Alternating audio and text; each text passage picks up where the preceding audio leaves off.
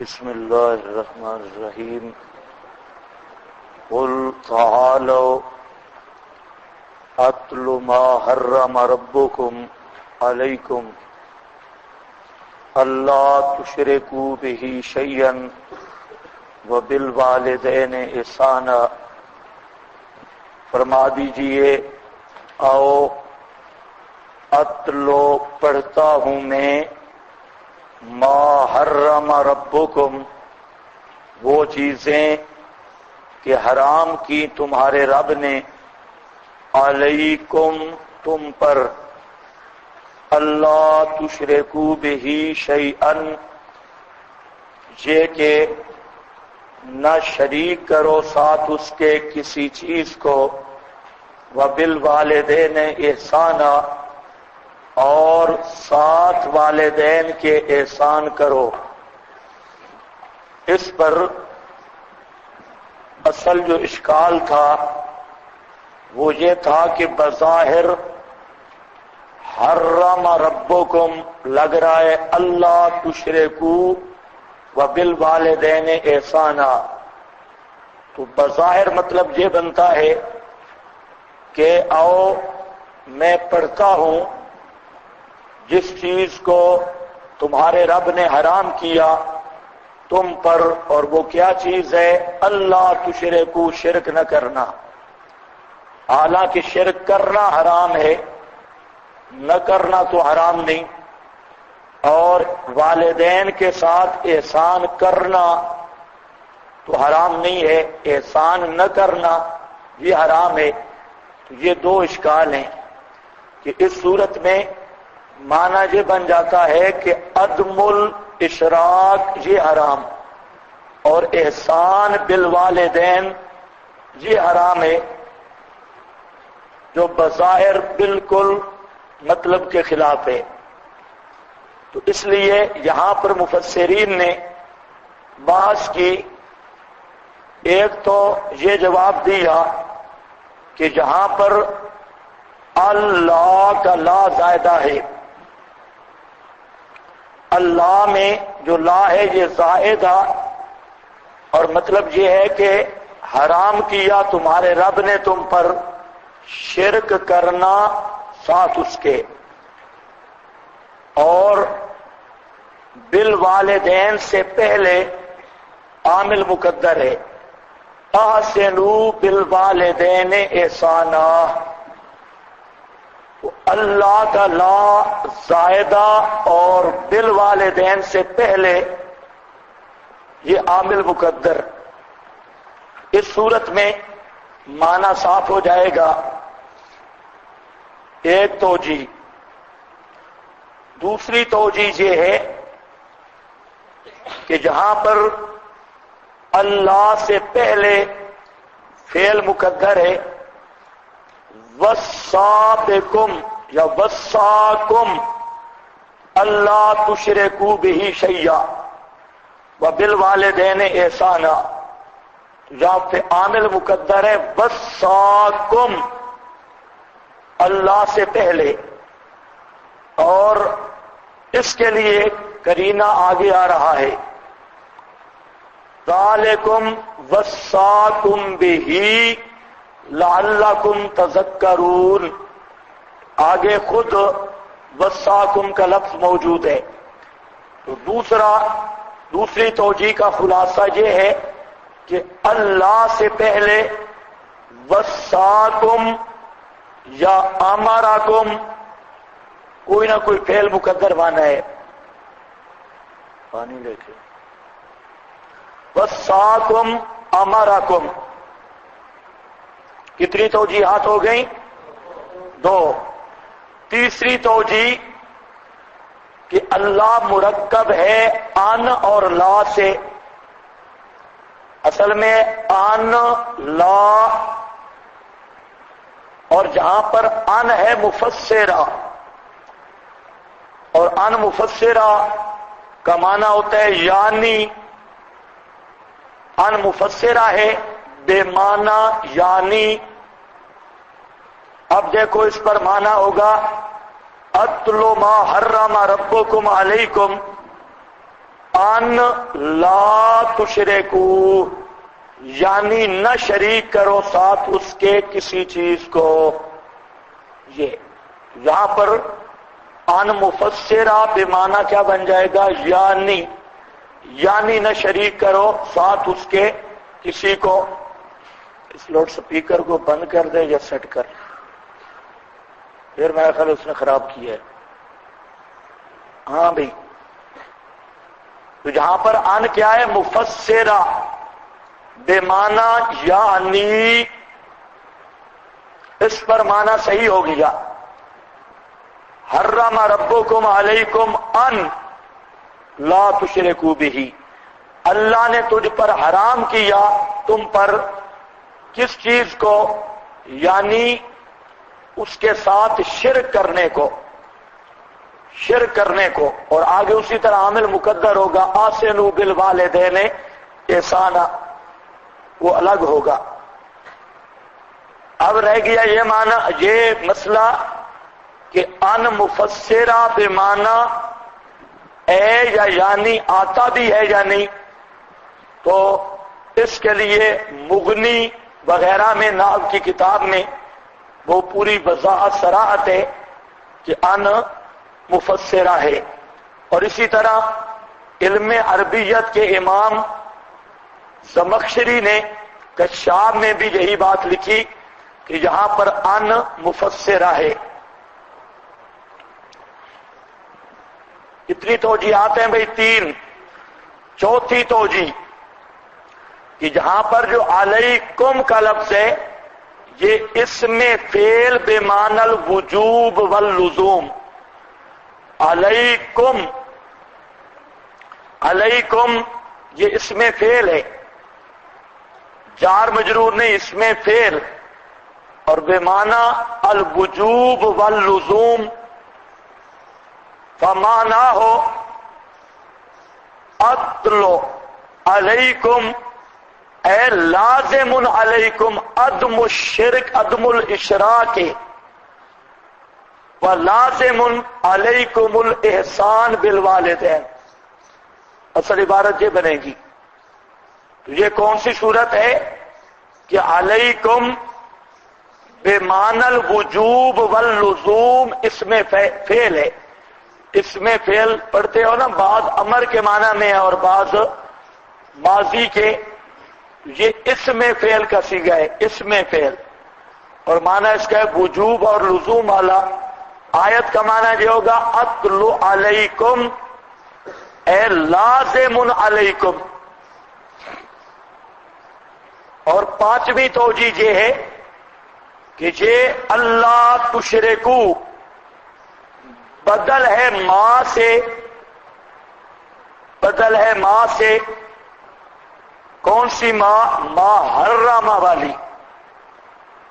مانا ہوگا اتلو ما حرم ربکم علیکم، پڑھتا ہوں میں ماں اس چیز کو جو حرام کیا تمہارے رب نے اوپر تمہارے. یعنی وہ چیز کیا ہے؟ ما حرم، ماں سے بدل بناؤ. حرم ما حرم، جس چیز کو اللہ نے حرام کیا، یعنی شرک کرنا یہ حرام ہے.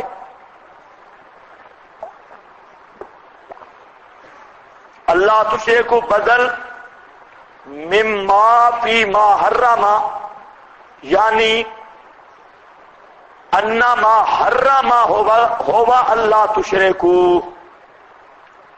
ہاں بھائی، یہاں پر پہلی توجیہ کیا تھی کہ لا زائدہ، اس پر بھی مفسرین کے حوالے موجود ہیں لا کے زائدہ ہونے پر.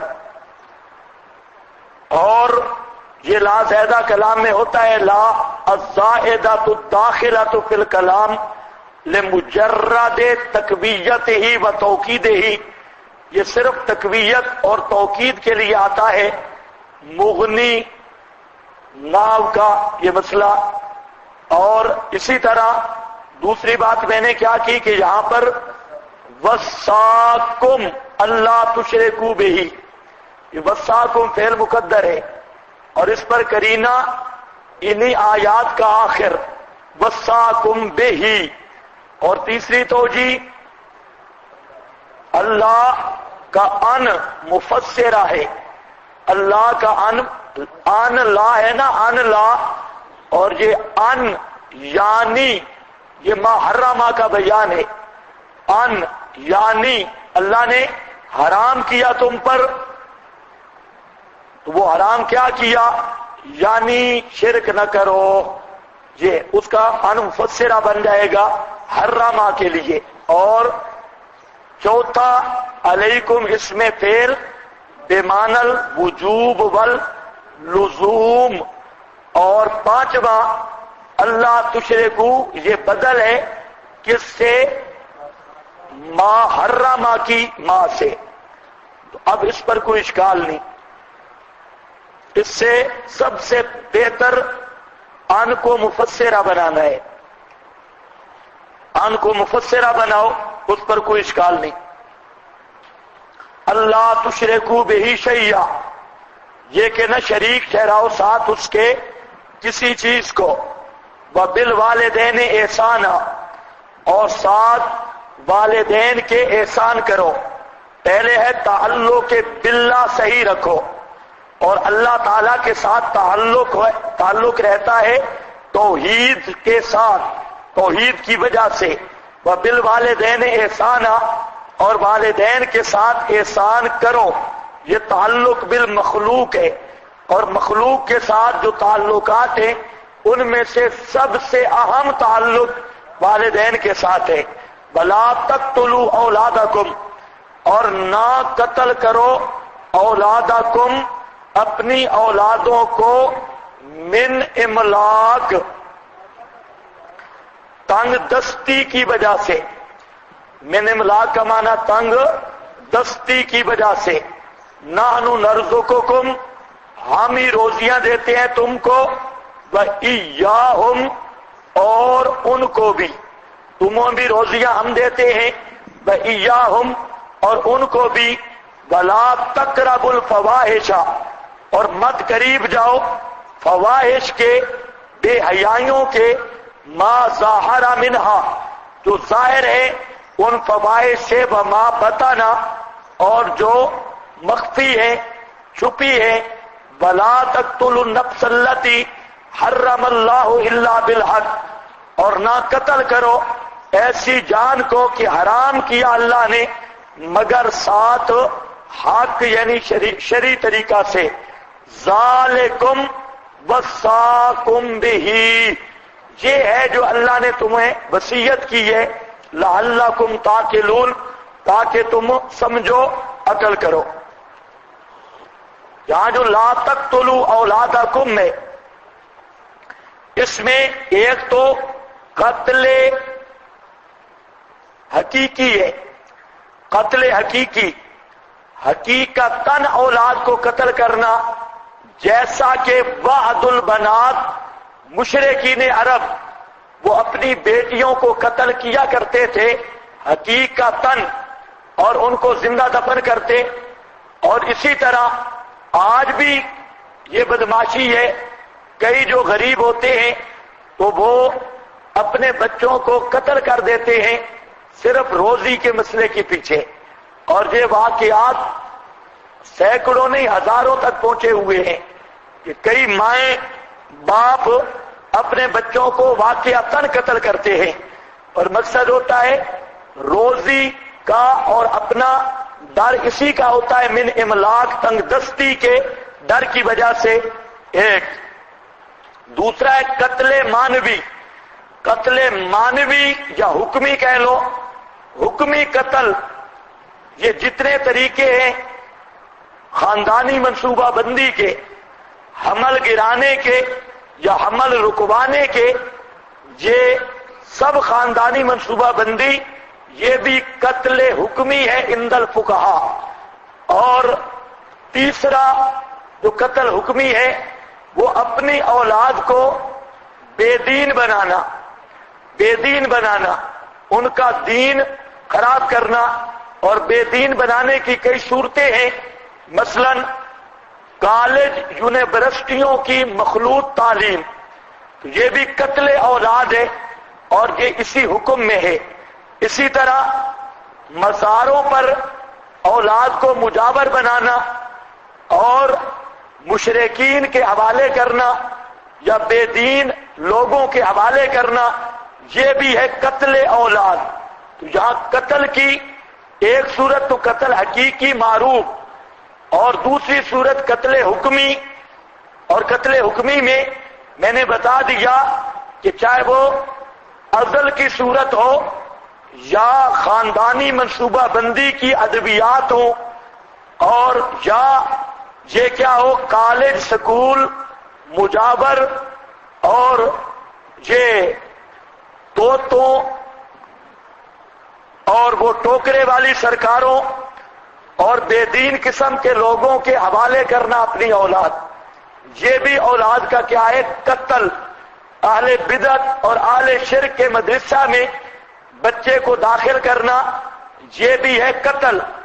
اسی طرح انگریز بننا، آج کل لوگ خوش ہوتے ہیں، چھوٹا سا بچہ ہے وہ انگریزی بولے تو ماشاءاللہ یہ بہت اچھا بڑا لائق بچہ ہے، پورا انگریز کا بچہ ہے، اور کہتے ہیں کہ یہ سیدھا پکا ماں کے پیٹ سے انگریز بن کے جائے اور انگریزی بولے، انگریزی چلے، انگریزی چال اور ساتھ چھکا، اور یہ ساری تباہی ہے۔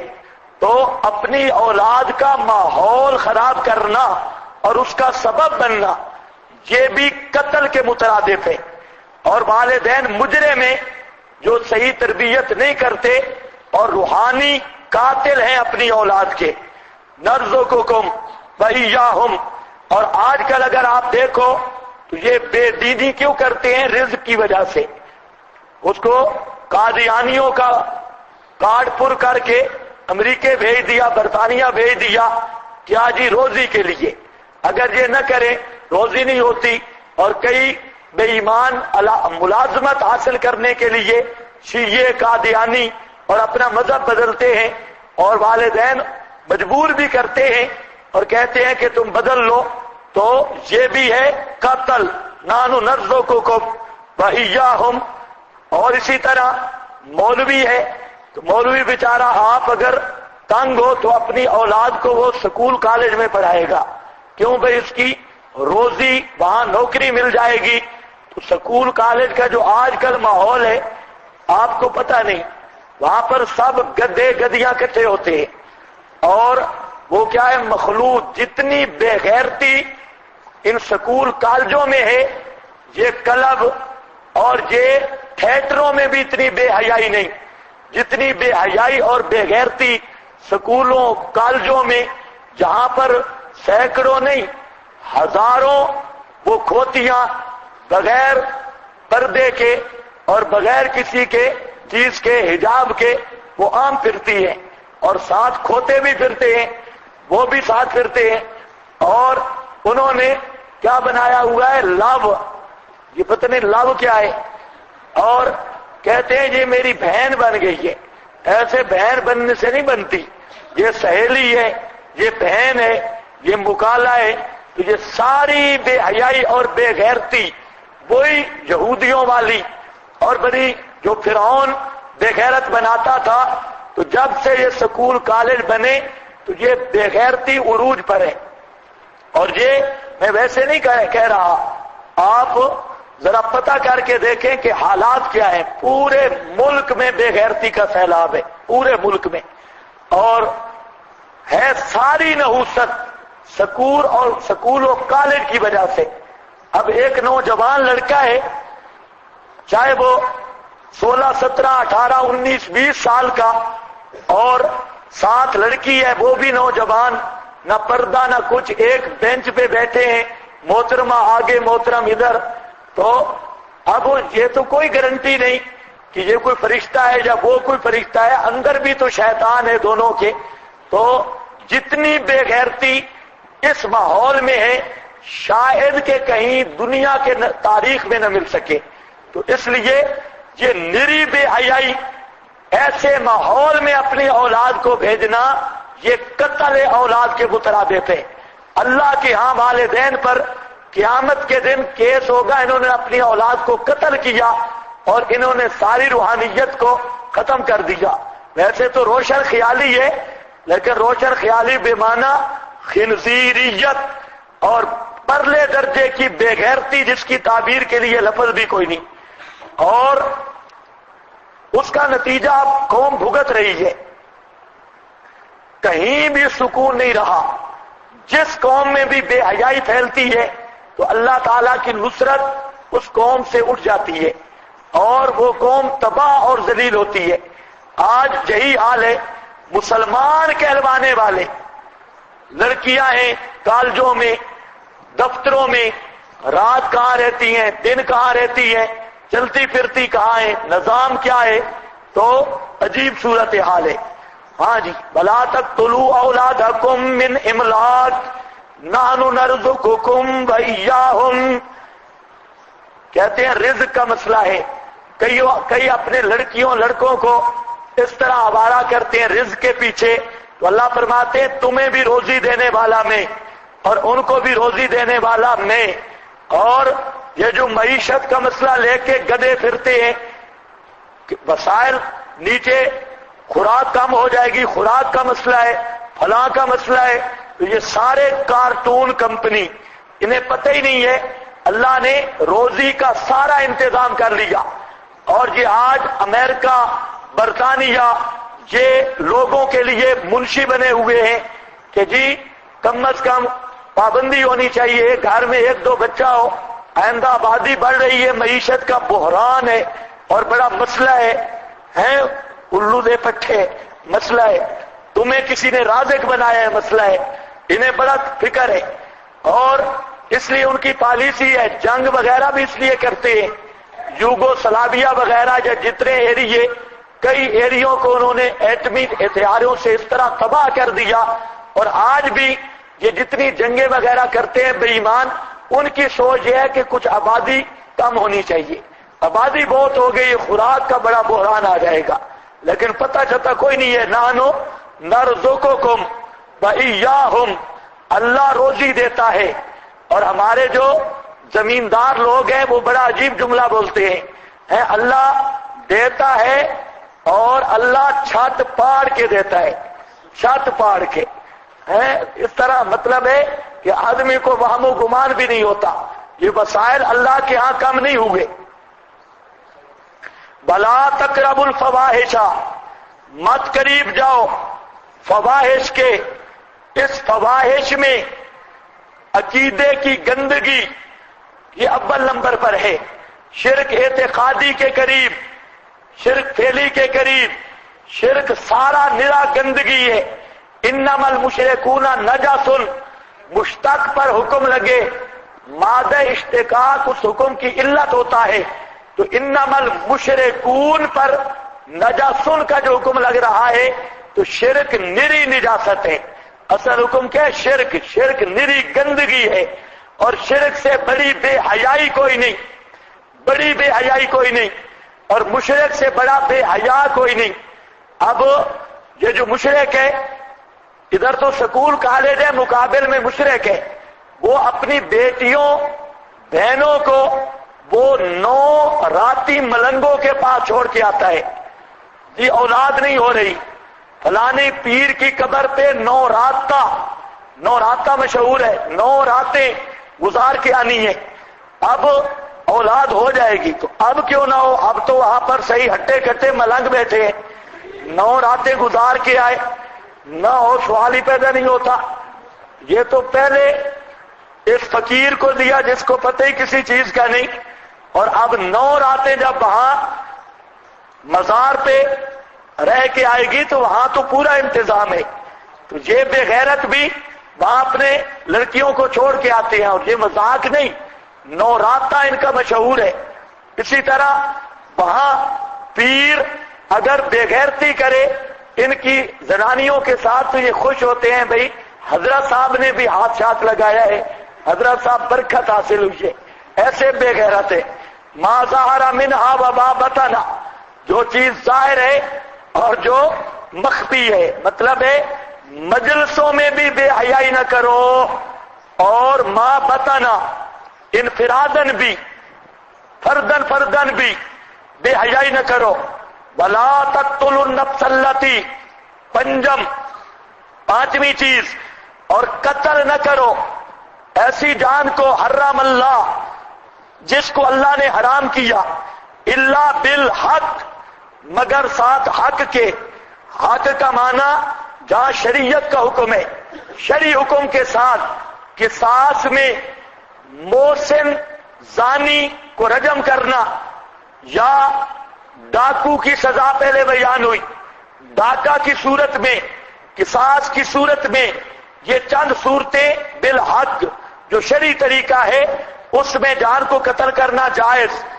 ذالکم ترغیب تعمیل، یہ حکم وصاکم اللہ نے مضبوط پکا حکم دیا ہے.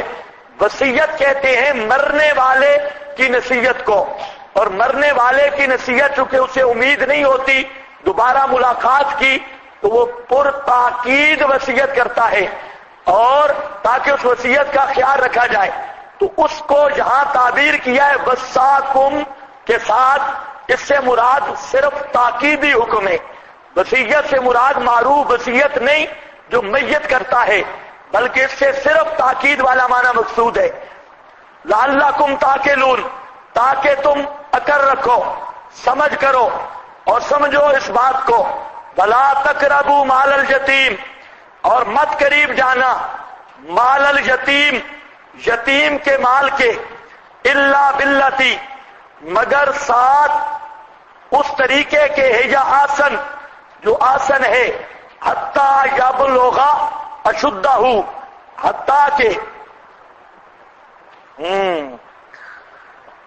کہتا ہے کہ آج کل کالجوں کے حالات خراب ہیں.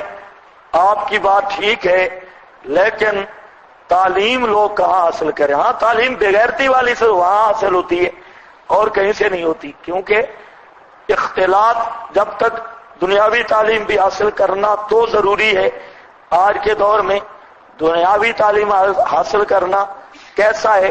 دنیاوی تعلیم فن ہے، تعلیم نہیں ہے، یہ فن ہے. جو دنیا کا علم ہے یہ فن ہے، اور فن کو سیکھنا جائز ہے بشرطے کہ اس کے حصول کے طریقے غلط نہ ہوں.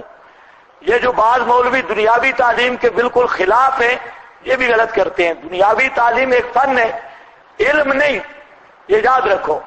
سکولوں والے اور یونیورسٹیوں والے جو وہاں آیتیں اور حدیثیں ساری لکھ دیتے ہیں. العلم فریضۃ علی کل، نری تعریف ہے، نری تعریف.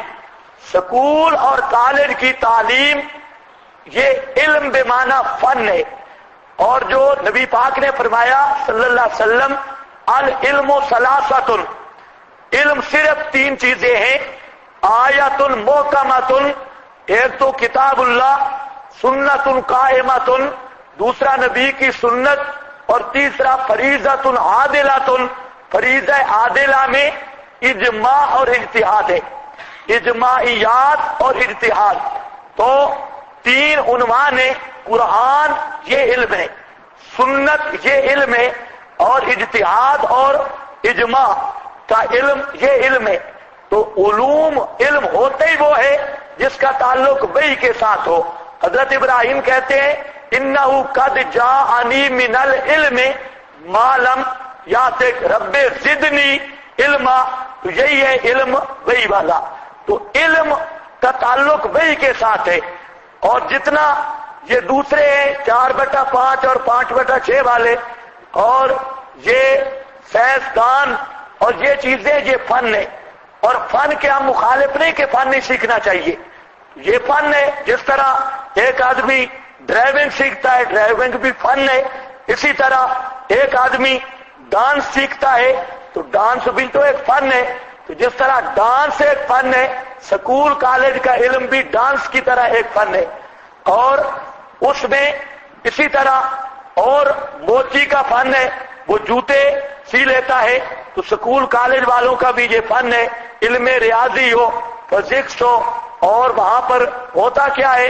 اکثر یہی ہوتا ہے قائد اعظم کہاں پیدا ہوا تھا، کہاں مر گیا تھا، علامہ اقبال کہاں پیدا ہوا، کہاں مر گیا.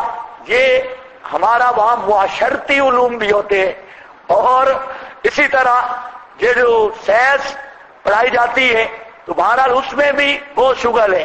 تو یہ سب کیا ہے، اس کو اگر مقاصد بھی صحیح ہوں اور حصول کے طریقے بھی صحیح ہوں تو یہ سیکھنا مباح ہے، یہ حرام نہیں ہے. ہاں، اس پہ کوئی سختی نہیں.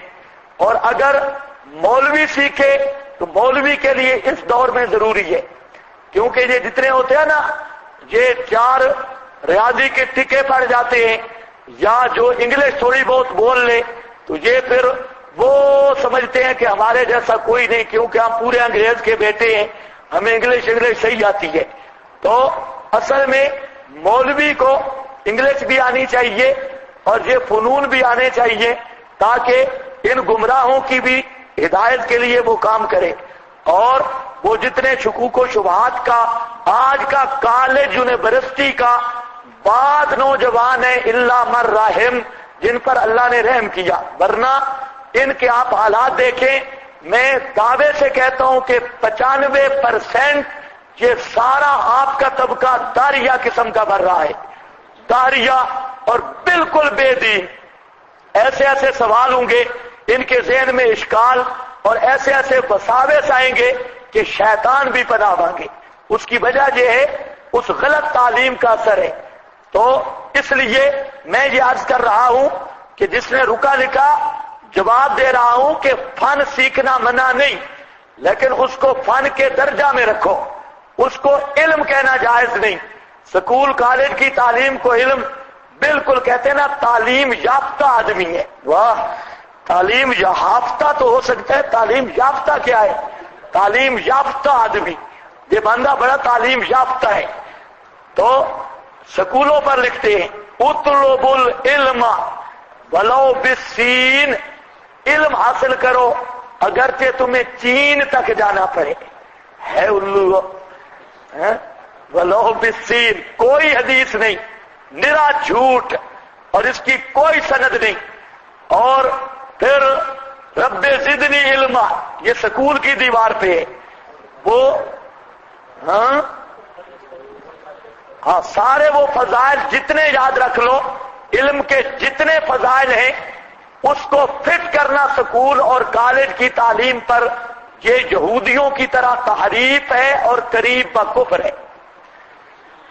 کیونکہ میں نے بتا دیا کہ علم ہے کتنے؟ 3: آیت محکمۃ، سنت قائمۃ، فریضۃ عادلۃ. لیکن یہ الٹی گنگا ہے. انگریز کی لونڈیاں وہ جو چند لفظ پڑھ لے تو وہ تو بن گئے تعلیم یافتہ، اور جو پورا قرآن پڑھ لے، پوری حدیث یاد کر لے، وہ ان کے نزدیک کیا ہوتا ہے؟ یہ دقیانوس ہے جی، بڑا پرانا. مولویوں کو کیا پتا، ہمیں پتا ہے. وہ تمہیں تو استنجا کرنے کا طریقہ نہیں آتا. ہاں ہمیں پتا ہے، مولویوں کو کیا پتا. یہ جب بیٹھتے ہیں نا تبصرہ لگاتے ہیں، اور جی مولوی کیا پتا، ملا جاہل ہے، مولوی کو کیا پتا. اور ہم بڑے پڑھے لکھے بے ایمان ہیں. ہاں بھائی دیکھو، لا تقربوا مال الیتیم، نہ قریب جاؤ مال یتیم کے. اور ان کا ذہن بھی اتنا محدود ہوتا ہے، اگر 5 منٹ تقریر کرنی پڑ جائے تو لکھی ہوئی ہوتی ہے، لکھ کے، اور لکھ کے بھی کبھی پہلے والا کاغذ اوپر آ جائے تو مسئلہ بن جاتا ہے. اندر اتنی خشکی ہے، پتہ چلتا نہیں. اور مولوی اللہ کے فضل سے بیٹھ جائے، اس کا علم نہیں ختم ہوتا، اور بولے گا بھی سیدھا سیدھا، اور اس کو منت کرنی پڑتی ہے کہ حضرت بس آپ ختم کر دیں مہربانی، اب 2-3 گھنٹے ہو گئے. تو جن لوگوں کے بچے نہیں ہوتے تو وہ اپنی عورت کو ٹیسٹ ٹیوب لگاتے ہیں. پتہ نہیں، مجھے نہیں پتا ٹیسٹ ٹیوب کیا ہے. یہ ٹیسٹ ٹیوب کیا ہے ہمیں نہیں پتا. باقی جو طریقہ علاج ہے، علاج کروا سکتا ہے، اس کی ہر جائز قسم، کیونکہ لکل داء دوا، وقفہ بصورت کیا قتل بل بتایا ہے نا، ازل ہے، یا جتنی بھی یہ خاندانی منصوبہ بندی کی جتنی شکل ہے، برتھ کنٹرول، یہ ساری جس کی شکلیں جتنی بھی ہیں سب حرام ہیں اور سب ناجائز ہیں. ہاں اللہ یہ ایک ہی صورت مستثنا رکھی فقہا نے کہ اگر عورت اتنی کمزور ہے کہ وہ حمل کو برداشت نہیں کر سکتی اور اس کی جان کا خطرہ ہے، تو پھر اس کے لیے اگر عزل وغیرہ یا کوئی چیز ہو جو حمل کے اسقاط کے لیے، تو وہ اس صورت حالت اضطراری میں جائز ہے، ورنہ عام حالات میں کسی طرح بھی جائز نہیں. اوفوا الکیل والمیزان بالقسط. ہاں بھئی حتیٰ یبلغ اشدہ، حتیٰ کہ پہنچے اپنی جوانی کو. پھر کیا ہے آج کل سکولوں کے لیے یہ کیسا ہے، مثلا فاطمہ ماڈل سکول، ہرا سکول، اور یار یہ لوگ بے دین ہوتے ہیں.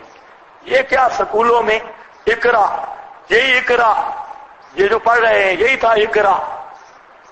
اور پھر فضائل جتنی میں نے کہا کہ جو علم ہے، علم اس کا تعلق بئی کے ساتھ ہے، اور یہ سکول کی جتنی تعلیم ہے یہ سارا فن ہے. اس پر علم کی فضیلت یا علم والے القابات رکھنا یہ بالکل گناہ کبیرہ کم از کم اور قریب با کفر قاد ان یکون کفرا، اور بہت بڑی تحریف ہے اور یہودیت ہے. ہاں بھئی حتیٰ یبلغ، اندر کیا ہو رہا ہے، باروں بار بورڈ لگا ہے فاطمہ ماڈل سکول، اور اندر کیا ہو رہا ہے، اور باہر لگا ہے اقرا، اور اندر کیا ہے، سارے گدھے بیٹھے ہیں اکٹھے ہو کے، اور باہر کچھ بورڈ ہے.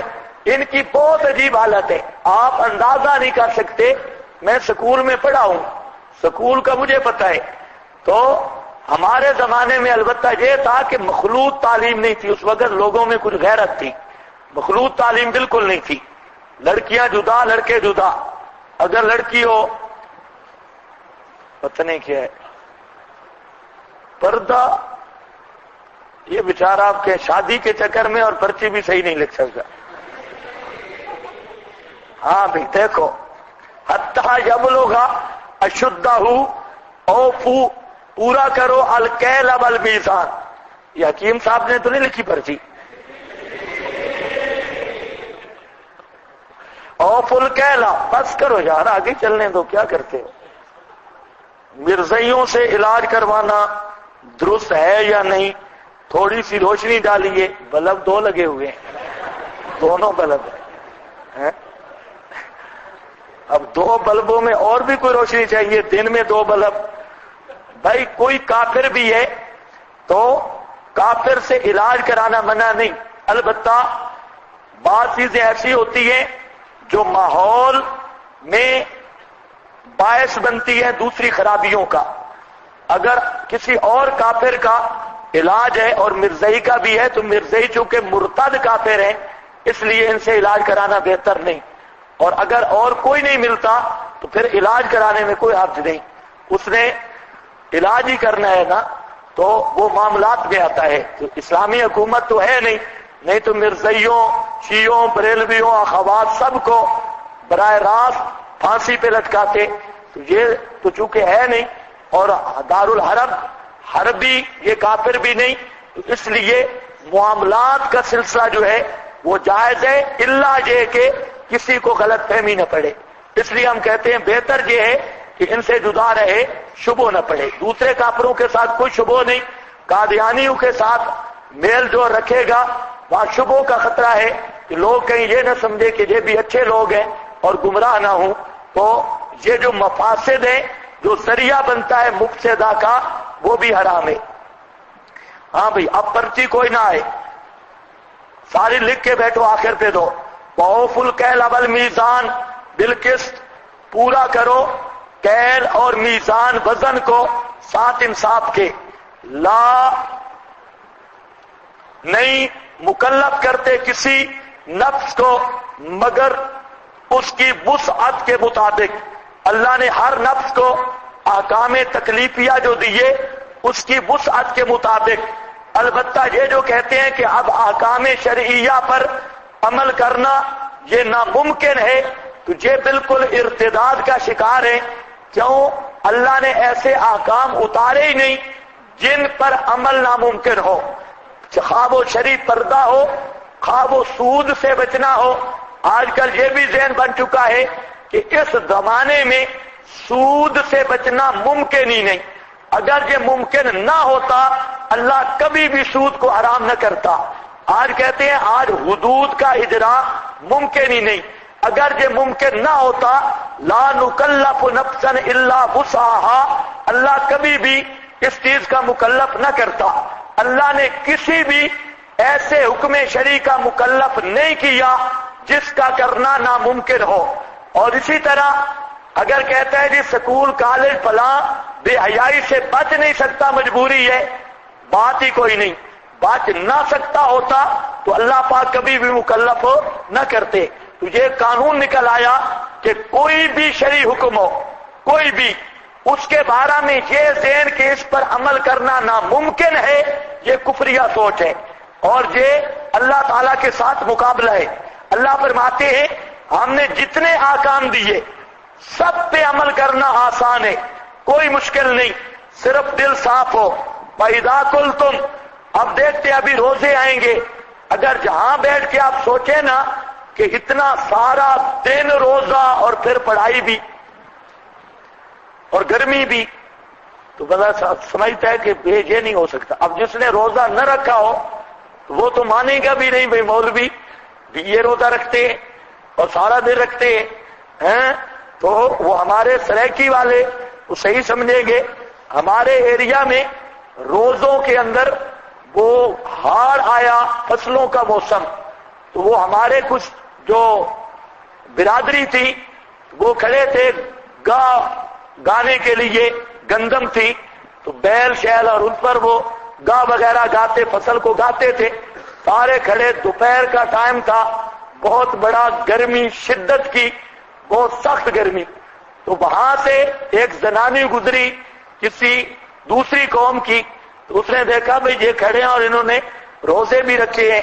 اس نے بڑا عجیب جملہ کہا، اس آخے یہ اوان جنت سے چھتے تھے بدے ہلکے ہو گئے ہیں جنت کے لیے، اتنی گرمی میں روزے، تو یہ ذہن نہیں مانتا کہ اتنی گرمی بھی اور کام بھی اور سارا دن 14-15 گھنٹے نہ کھایا نہ پیا اور پورا مہینہ، لیکن جب روزے میں داخل ہو جاتے ہیں تو پتہ ہی نہیں چلتا۔ باروں بار جب بیٹھے تو ابھی ڈر لگتا ہے پتہ نہیں کیا بنے گا، اور جب روزہ رکھ لیتے ہیں کوئی پتہ نہیں چلتا۔ اسی سے آپ اندازہ کریں شرعی حکم جو بھی ہے کوئی مشکل نہیں، اور یہ ذہن ہی غلط ہے، اور اس چیز کے بیان کرنے کی ضرورت ہے۔ اس چیز لوگوں کو یہ بنا دیا گیا کہ بہت سارے احکام مشکل ہیں شریعت کے، ان پر عمل نہیں ہوتا، سود کے بغیر گزارا نہیں ہوتا، اور جب تک عورت بے حیا نہ بنے گزارا نہیں ہوتا، اور جب تک یہ دفتروں میں اور اس طرح اختلاط نہ ہو گزارا نہیں ہوتا۔ یہ سب بے ایمان کافر ہیں جو کہتے ہیں شرعی احکام پر عمل کرنا ممکن ہی نہیں۔ اللہ نے فرمایا لا نکلف نفسا الا وسعها، ہم نہیں مکلف کرتے کسی نفس کو مگر اس کی وسعت کے مطابق۔ وَإِذَا قُلْتُمْ، اور جب تم کہو نا فیصلہ یا شہادت کوئی بات کرو، فَعَدِلُوا، پس عدل کرو، وَلَوْ كَانَ ذَا قُرْبَى، اگرچہ ہو وہ تمہارا قریبی رشتہ دار، جتنا بھی قریبی ہو اس کے خلاف شہادت دینی پڑ جائے تو فرمایا اعدلوا، عدل سے کام لو، فَعَدِلُوا، اس میں ڈنڈی نہ مارو، وَبِعَهْدِ اللَّهِ، اور ساتھ اللہ کے عہد کے، مثال کے طور پہ قسم اٹھائی یا مثال کے طور پہ منت مشروع مانی، اس میں بھی عدل کرو، پورا کرو۔ ذالکم، یہ ترغیب تعمیل ہے، یہ چیزیں ہیں جو اوپر مذکور ہوئی، وصاکم بہی، اللہ نے تمہیں تاکید کی ہے ساتھ اس کے تاکہ تم نصیحت حاصل کرو۔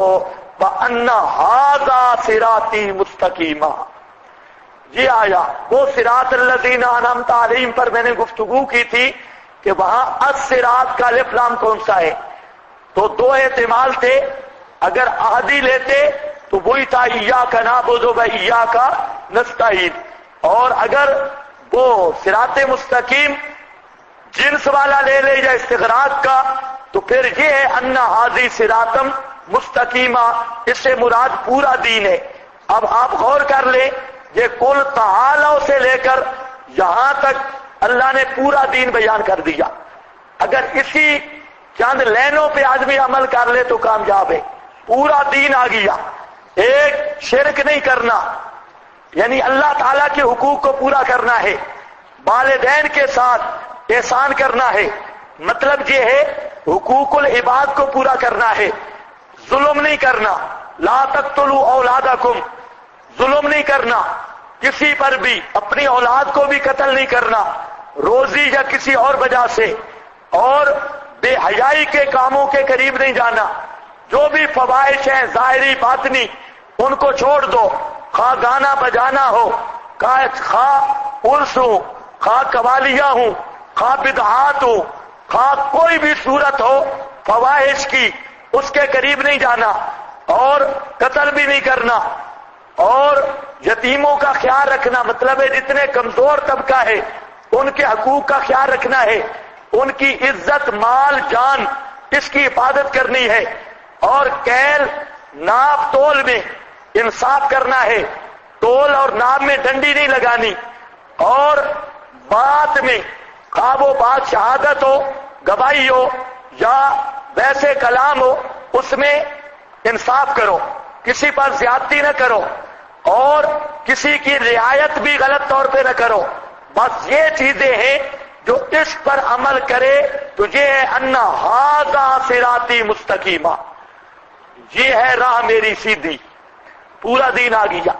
یہ جو اوپر جتنی چیزیں آئیں یہ ہے راہ میری سیدھی، فاتبعوہ، اسی کی اتباع کرو، اس کے پیچھے چلو، ولا تتبعوا السبل، اور مت چلو، مت پیروی کرو، السبل، راستوں کی، فتفرق بکم عن سبیلہ، بس جدا ہو جاؤ گے، فتفرق کہ جدا ہو جاؤ گے، عن سبیلہ، سبیل سے، سبیل صراطی مستقیمہ، اور السبل وہ راہیں جو صراطی مستقیمہ سے ہٹ کے ہیں۔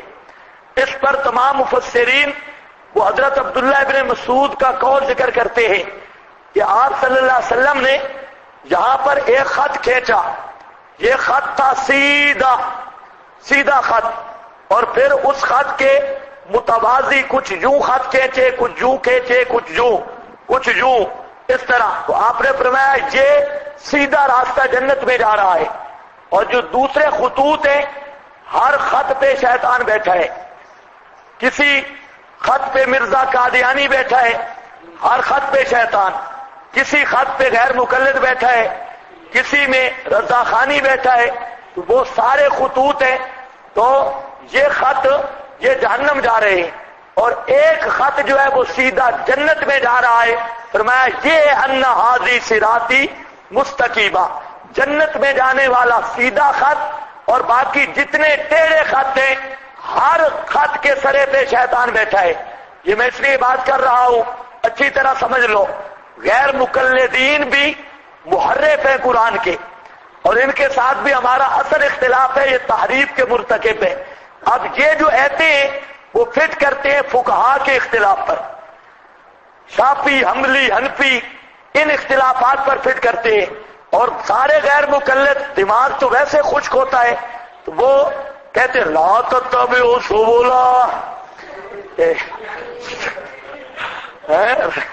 راستوں پہ نہ چلو، یہ عجیب باتیں کرتے ہیں۔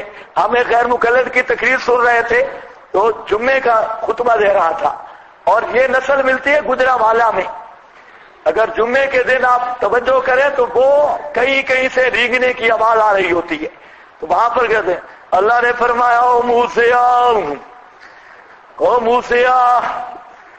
حضرت موسیٰ علیہ السلام نے کہا جی اللہ، کہ وہ ہاتھ میں کے پھدے آئی، یہ لگا تھا یہ جمعہ پڑھایا جا رہا ہے او موسیٰ، تو یہ بالکل چمل کمپنی، پتہ ہی نہیں کس کا نام لے رہے ہیں۔ اللہ نے فرمایا او موسیٰ، یہ تو یہ ایسے پر لا تتبعوا السبل، راستوں پہ حنفی نہ بنو، مالکی نہ بنو، شافی نہ بنو، اور آؤ ان ھذا صراطی مستقیما، اور یہ جو صراطی مستقیما لشکر شیبہ، صراطی مستقیما جمعیت اہل حدیث، اب یہ صراطی مستقیمہ بھی جدا ہو گئی. کہتے ہم نے چھوڑا ہے فقہ کو. کیوں؟ فقہ سبب ہے تفرق اور اختلاف کا. واہ واہ، ہم نے فقہ اس لیے چھوڑا، کتاب و سنت پہ امت کو متفق کرو. کتنا خوبصورت نعرہ ہے. لوگوں کو کہتے ہیں کہ فقہا نے امت کو تقسیم کر دیا. ایک مذہب آیا تھا، دین ایک تھا، اور 4 ٹولے بن گئے، کوئی حنفی، کوئی شافی، کوئی مالکی، کوئی حنبلی. اور ہماری دعوت ہے کہ ایک پلیٹ فارم پہ جمع ہو جاؤ، اور اس کا پائے ذریعہ ہے کتاب اللہ، سنت رسول اللہ. یہ بات جو واقف نہ ہونا وہ کہتے ہیں ہاں سبحان اللہ. اور اندر داخل ہونا 18 فرقے ان کے اپنے ہیں جو اتحاد کے دائی ہے. 18 فرقے، اور 18 کے 18 ایک دوسرے کو کافر کہتے ہیں. کوئی ہے غرباء اہل حدیث، کوئی ہے جمعیت اہل حدیث، کوئی ہے جماعت المسلمین، کوئی ہے لشکر طیبہ، اور کوئی مرکزی جمعیت اہل حدیث. تو یہ اتنی جماعتیں ہیں ان کی. اور ان کی اگر آپ کتابیں دیکھیں سبحان اللہ، لوگوں کو دعوت دیتے ہیں اتحاد کی. اگر فتاوی ثنائیہ آپ لے کے بیٹھ جائیں اور مسئلہ لے کے، ایک ہی فرقے کے 2 مولوی ہیں. فرقہ ثنائیہ یہ بھی اہل حدیث کا مستقل فرقہ ہے. فرقہ ثنائیہ، فرقہ روپڑی، اور اس طرح، اور پھر ایک دوسرے کے خلاف جو جنگ ہے سبحان اللہ، اتنی سخت فتویٰ بازی. سارے اہل حدیث کہتے ہیں مولوی ثناء اللہ یہ انگریز کا ایجنٹ تھا اور پکا ملحد اور زندیق ہے. یہ اب فرقہ ثنائیہ والے کہتے ہیں جو مولانا ثناء اللہ صاحب کے مد مقابل اہل حدیث ہیں سب خنزیر اور کنجریوں کی اولاد ہیں. اور مولانا ثناء اللہ صاحب یہ شیخ القرآن تھے ہمارے. اب آگے چل پڑو، ایک کتاب ہے مظالم روپڑی، مظالم روپڑی مد مقابل. یہ رسالے سب میرے پاس ہیں. مظالم روپڑی، اس میں ان کا عبداللہ روپڑی، اس کے خلاف صحیح سپیٹ لگائی ہے مولانا ثناء اللہ صاحب نے. اور اس نے پھر آگے سے لکھا فتنہ ثنائیہ. یہ مظالم روپڑی آگے سے فتنہ ثنائیہ. یہ پورا ڈرامہ ہے. لیکن عام آدمی کو کہیں گے اور دیکھو جی حنفی، کوئی بریلوی ہے، کوئی دیوبندی ہے، کوئی حیاتی ہے، کوئی مماتی ہے.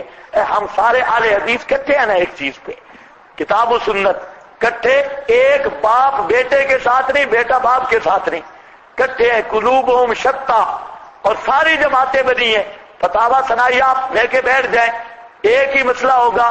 اوپر مفتی صاحب کا فتویٰ اور ہوگا، جو نیچے مفتی صاحب پڑھا ہے اس کا فتویٰ اور ہوگا. 2 اوپر ایک استفتاء، ایک نیچے. مسئلہ ایک ہے، ایک کہتا ہے حلال ہے، دوسرا کہتا ہے حرام ہے. ایک کہتا ہے جائز ہے، دوسرا کہتا ہے ناجائز ہے. ایک کہتا ہے نکاح ہو جاتا ہے، دوسرا کہتا ہے خالص زنا ہے، کوئی نکاح نہیں. یہ ایک ہی فتاوی ہے. اوپر زنا ہے وہی مسئلے کے بارے میں، نیچے بالکل مباح ہے. اور یہ حرام ہے، یہ حلال. یہ تو ایک فتاوی کا حال ہے. اور غیر مقلدین کے مولویوں سے ملے، ہر مولوی کے پاس آپ کو ایک نیا مذہب ملے گا جو پہلے مولوی سے مختلف ہوگا. اور صرف عام چیزوں میں نہیں. آپ تھوڑا غیر مقلد مولوی کو جب چھیڑیں گے نا کہ فلانا تجھو کہتا ہے، چھوڑو وہ تو بڑا گمراہ ہے، لعنتی ہے. کسی کا دل نہیں ملے گا. یہ سارا نتیجہ ہے ائمہ کرام اور اولیاء کرام پر تبرہ بازی کا. اور اللہ نے ایسا ذلیل کیا کہ سارا دن ایک دوسرے کی ٹانگیں کھینچتے ہیں.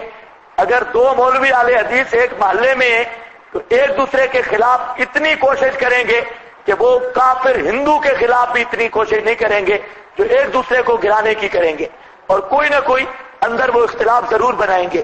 تو یاد رکھ لو، یہ جو تفرق کا ہے یہ تفرق فی العقائد ہے، یہ تفرق فی الفروع نہیں.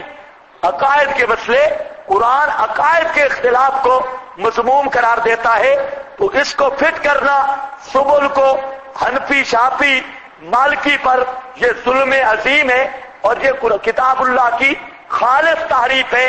یہاں سبل سے مراد بدعت کی رائے اور شرک کی رائے ہیں، نہ کہ فروعات کا اختلاف. اب غیر مقلد اس کو فٹ کرتے ہیں کس پر؟ فروعات کے اختلاف پر. تو یہ تحریف بنے گی یا نہیں بنے گی؟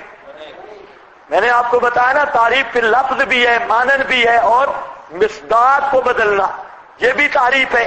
تو یہ مصداق نہیں، اس آیت کا مصداق ہے تفرق فی الاعتقاد. اب اس کو مصداق بنانا تفرق فی الفروع، تو یہ تحریف فی المصداق ہے. تو پتہ لگتا ہے جو اہل حدیث یہ فٹ کرے. ایک ہمارے پاس آیا تو اس نے یہی پڑھی، لا تتبعوا السبل فتفرق بکم، سبل پہ نہ چلو، ہمارا ایک راستہ ہے اور تم سبل پہ نہ چلو. سبل پہ لا تتبعوا السبل. تو میں نے کہا کہ آپ کا ایک راستہ ہے، تو ایک راستہ تو کام خراب ہوگا. اللہ تعالیٰ نے فرمایا ہے لَنَهْدِيَنَّهُمْ، وہاں پر سبلنا بھی آ گیا. ہم ان کے سارے راستے آسان کر دیں گے. لَنَهْدِيَنَّهُمْ، سب راستے ہدایت کے آسان ہو جائیں گے. تو معلوم ہوتا ہے ہدایت کے لیے سبل بھی ہوتے ہیں نا، صرف سبیل نہیں ہوتا. کوئی سمجھ آئی یہ بات؟ تو معلوم ہوتا ہے کہ کچھ سبل بھی ہیں جو ہدایت کے ہیں، بہت سارے راستے، وہ بھی ہدایت پر. منزل ایک ہو، راستہ بدل جائے کوئی مسئلہ نہیں ہوتا. اب مسجد منزل ہے، کوئی راستہ ادھر سے آئے ادھر سے آئے ادھر سے آئے، ادھر ایک کبھی شکل کھڑی ہو درمیان میں، وہ کہے جو ادھر سے آ رہے ہیں ان کی نماز کوئی نہیں ہے، ادھر سے آئے ان کی کوئی نہیں ہے، ادھر سے. تو اب راستہ مذہب کہتے ہیں راستہ کو، ذہب یذہب سے ضرب کا صیغہ ہے، مذہب راستہ. اور جو دین ہے یہ اصل منزل ہے. منزل ایک ہے تمام فقہا کی، جن کے بھی فروعی اختلافات ہیں. البتہ اس منزل پہ کوئی شافی روڈ جا رہا ہے، کوئی مالکی روڈ ہے، کوئی حنبلی اور حنفیوں کا ذرا موٹر وے ہے. باقی ذرا وہ اتنی بڑی سڑک نہیں ہے، کیونکہ 70% امت احناف رہی ہے. پورے 14 صدیوں کی تاریخ دیکھ لیں تو ان کا موٹر وے ذرا بڑا راستہ ہے. تو اب آپ دیکھیں ایک آدمی راستے چھوڑ کے گٹر میں چھپا بیٹھا ہو. ایک تو ہے کہ وہ راستے پہ آ رہا ہے، کوئی بڑا راستہ کوئی چھوٹا، تو وہ تو منزل میں پہنچ جائے گا. اور ایک گٹر میں چھپ بیٹھا تو اس کو میرا خیال ہے حکومت پکڑ لے گی، بھئی یہ کوئی بے ایمان، یہ ہندوستان کا کوئی جاسوس ہے یا کوئی غیر ملکی جاسوس ہے. اگر یہ جاسوس نہ ہوتا تو راستے پہ چلتا نا، اگر گٹر سے کیا لیتا ہے، وہاں چھپا بیٹھا ہے. غیر مقلد کی مثال ہے گٹر میں چھپنے کی. اب منزل پہ گاڑیاں جا رہی ہیں، کوئی حنفی روڈ، کوئی شافی، حنبلی، مالکی، منزل ایک ہی ہے اور وہ دین اسلام ہے. اور جو غیر مقلد ہے یہ بیچارہ کبھی گٹر میں چھپتا ہے، کبھی لیٹرین میں چھپتا ہے، کبھی راستے سے بھاگ جاتا ہے، کبھی ہوٹلوں کے پھٹوں کے نیچے ہے. تو اب یہ منزل پہ نہیں پہنچے گا، منزل پہ وہی پہنچے گا جو راستہ منزل والا اختیار کرے گا. کچھ سمجھ آئی یہ بات؟ تو جہاں پر یاد رہ جائے گا السبل سے مراد کیا ہے؟ عقائد شرکیہ، بدعیہ، بدعت اور شرک کی رائیں. اور اگر کوئی تنگ کرے نا کہ سبیل تو پتہ نہیں قد جاءکم من اللہ نور و کتاب مبین، آگے یہدی من اتبع، آگے وہاں تو جمع آ گئی ہے. اب یہ بیچارہ لگا رہتا ہے او جی سبل ہو گیا نا، سبل حنفی اور شافی اور سبیل حق والی راہ ایک ہے. حنفی، شافی، مالکی، حنبلی یہ ہو گئے سبل، اور جہاں متعدد راہیں وہ ہو گئے ہلاک. لہذا اس کو استدلال کرتا ہے. تو ہم کہتے ہیں کہ سبل بعض راستے بھی ہدایت کے ہیں. سبل السلام، سبل ہدا، وہ ہے بھی متعدد اور متعدد راستے بھی پہنچتے جنت کو ہیں. بظاہر ہیں بھی متعدد لیکن پہنچتے منزل کو ہیں. اور جہاں پر جو السبل ہے ما قبل ما بعد، جو صراط مستقیم کے مقابل آ رہا ہے، تو یہ سبل ضلالت اور سبل بدعت و شرک ہے. یہ بات سمجھی بھی ہے یا نہیں؟ لا تتبعوا السبل فتفرق بكم عن سبيله، ذالکم یہ رد البدعات میں آیت آئی تھی، آپ کو یاد ہو یا نہ ہو، وہاں پر میں نے اس پر بزرگوں کے حوالے بھی نوٹ کیے تھے آپ کے پاس ہیں کہ سبل سے مراد اہل الاحواء اور اہل بدعت کی رائے، اور جہاں سبیل سے مراد ہے راہ سنت کی شاہراہ اور قرآن کی راہ۔ لا تتبعوا السبل فتفرق بكم عن سبيله ذلكم وصاكم به لعلكم تتقون، تاکہ تم بچو مخالفت راہ سے۔ ثم آتینا موسیٰ الکتاب، پھر ہم نے عطا کی حضرت موسیٰ علیہ السلام کو کتاب تماماً علی الذی، تماماً کا معنی پورا حصہ، اوپر اس کے آسانہ جو خوبصورت ہے، تفصیلاً اور تفصیل تھی، لکل شیء ہر چیز کی، بہدن اور نری ہدایت، برحمتن اور نری رحمت، لعلہم تاکہ وہ بلقاء ربہم یؤمنون، تاکہ وہ اپنے رب کی ملاقات کے ساتھ یؤمنون ایمان لاتے ہوں۔ اللہ فرماتے ہیں ثم آتینا دلیل نقلی، یہی مسئلہ ہم نے موسیٰ علیہ السلام کو بھی دیا، انہوں نے بھی یہی مسئلہ بیان کیا کہ غیر اللہ کی نیازیں حرام، غیر اللہ کی تحریمیں حرام۔ آتینا موسیٰ الکتاب، تورات تماماً پورا حصہ، اوپر اس کے جو آسانہ بہت اچھی تھی، اور تھی کیا؟ تفصیلاً لکل شیء۔ اب سمجھو یہاں پر احمد رضا خان پھنسا ہے، بریلویوں کے پاس علم غیب کے مسئلے میں کوئی دلیل نہیں، جس طرح دوسرے مسائل میں نہیں، وہ اپنی بات آئے گی۔ بریلوی کہتے ہیں وہ سگرے کبرے ملاتے ہیں، احمد رضا نے جو دلیل دی وہ یہ ہے کہ قرآن ہے تبیان لکل شیء، قرآن میں ہے سب کچھ پوری تفصیل، اور الرحمن علم القرآن، رحمان نے اپنے نبی کو قرآن سکھایا۔ جب قرآن نصاب کامل ہے، ہر چیز اس میں موجود ہے، تو نبی پاک بھی ہر چیز جانتے ہیں۔ یہ احمد رضا کی دلیل تھی۔ اب احمد رضا بیچارہ پھنس گیا کہ جہاں تورات کے بارے میں بھی آیا تفصیل لکل شیء، یہاں پر بھی آیا، تو اب کیا کرے گا؟ قرآن اگر تورات میں بھی ہر چیز ہو تو پھر قرآن بھی تھا تورات میں سارا، تو پھر آپ کی کیا خصوصیت ہے؟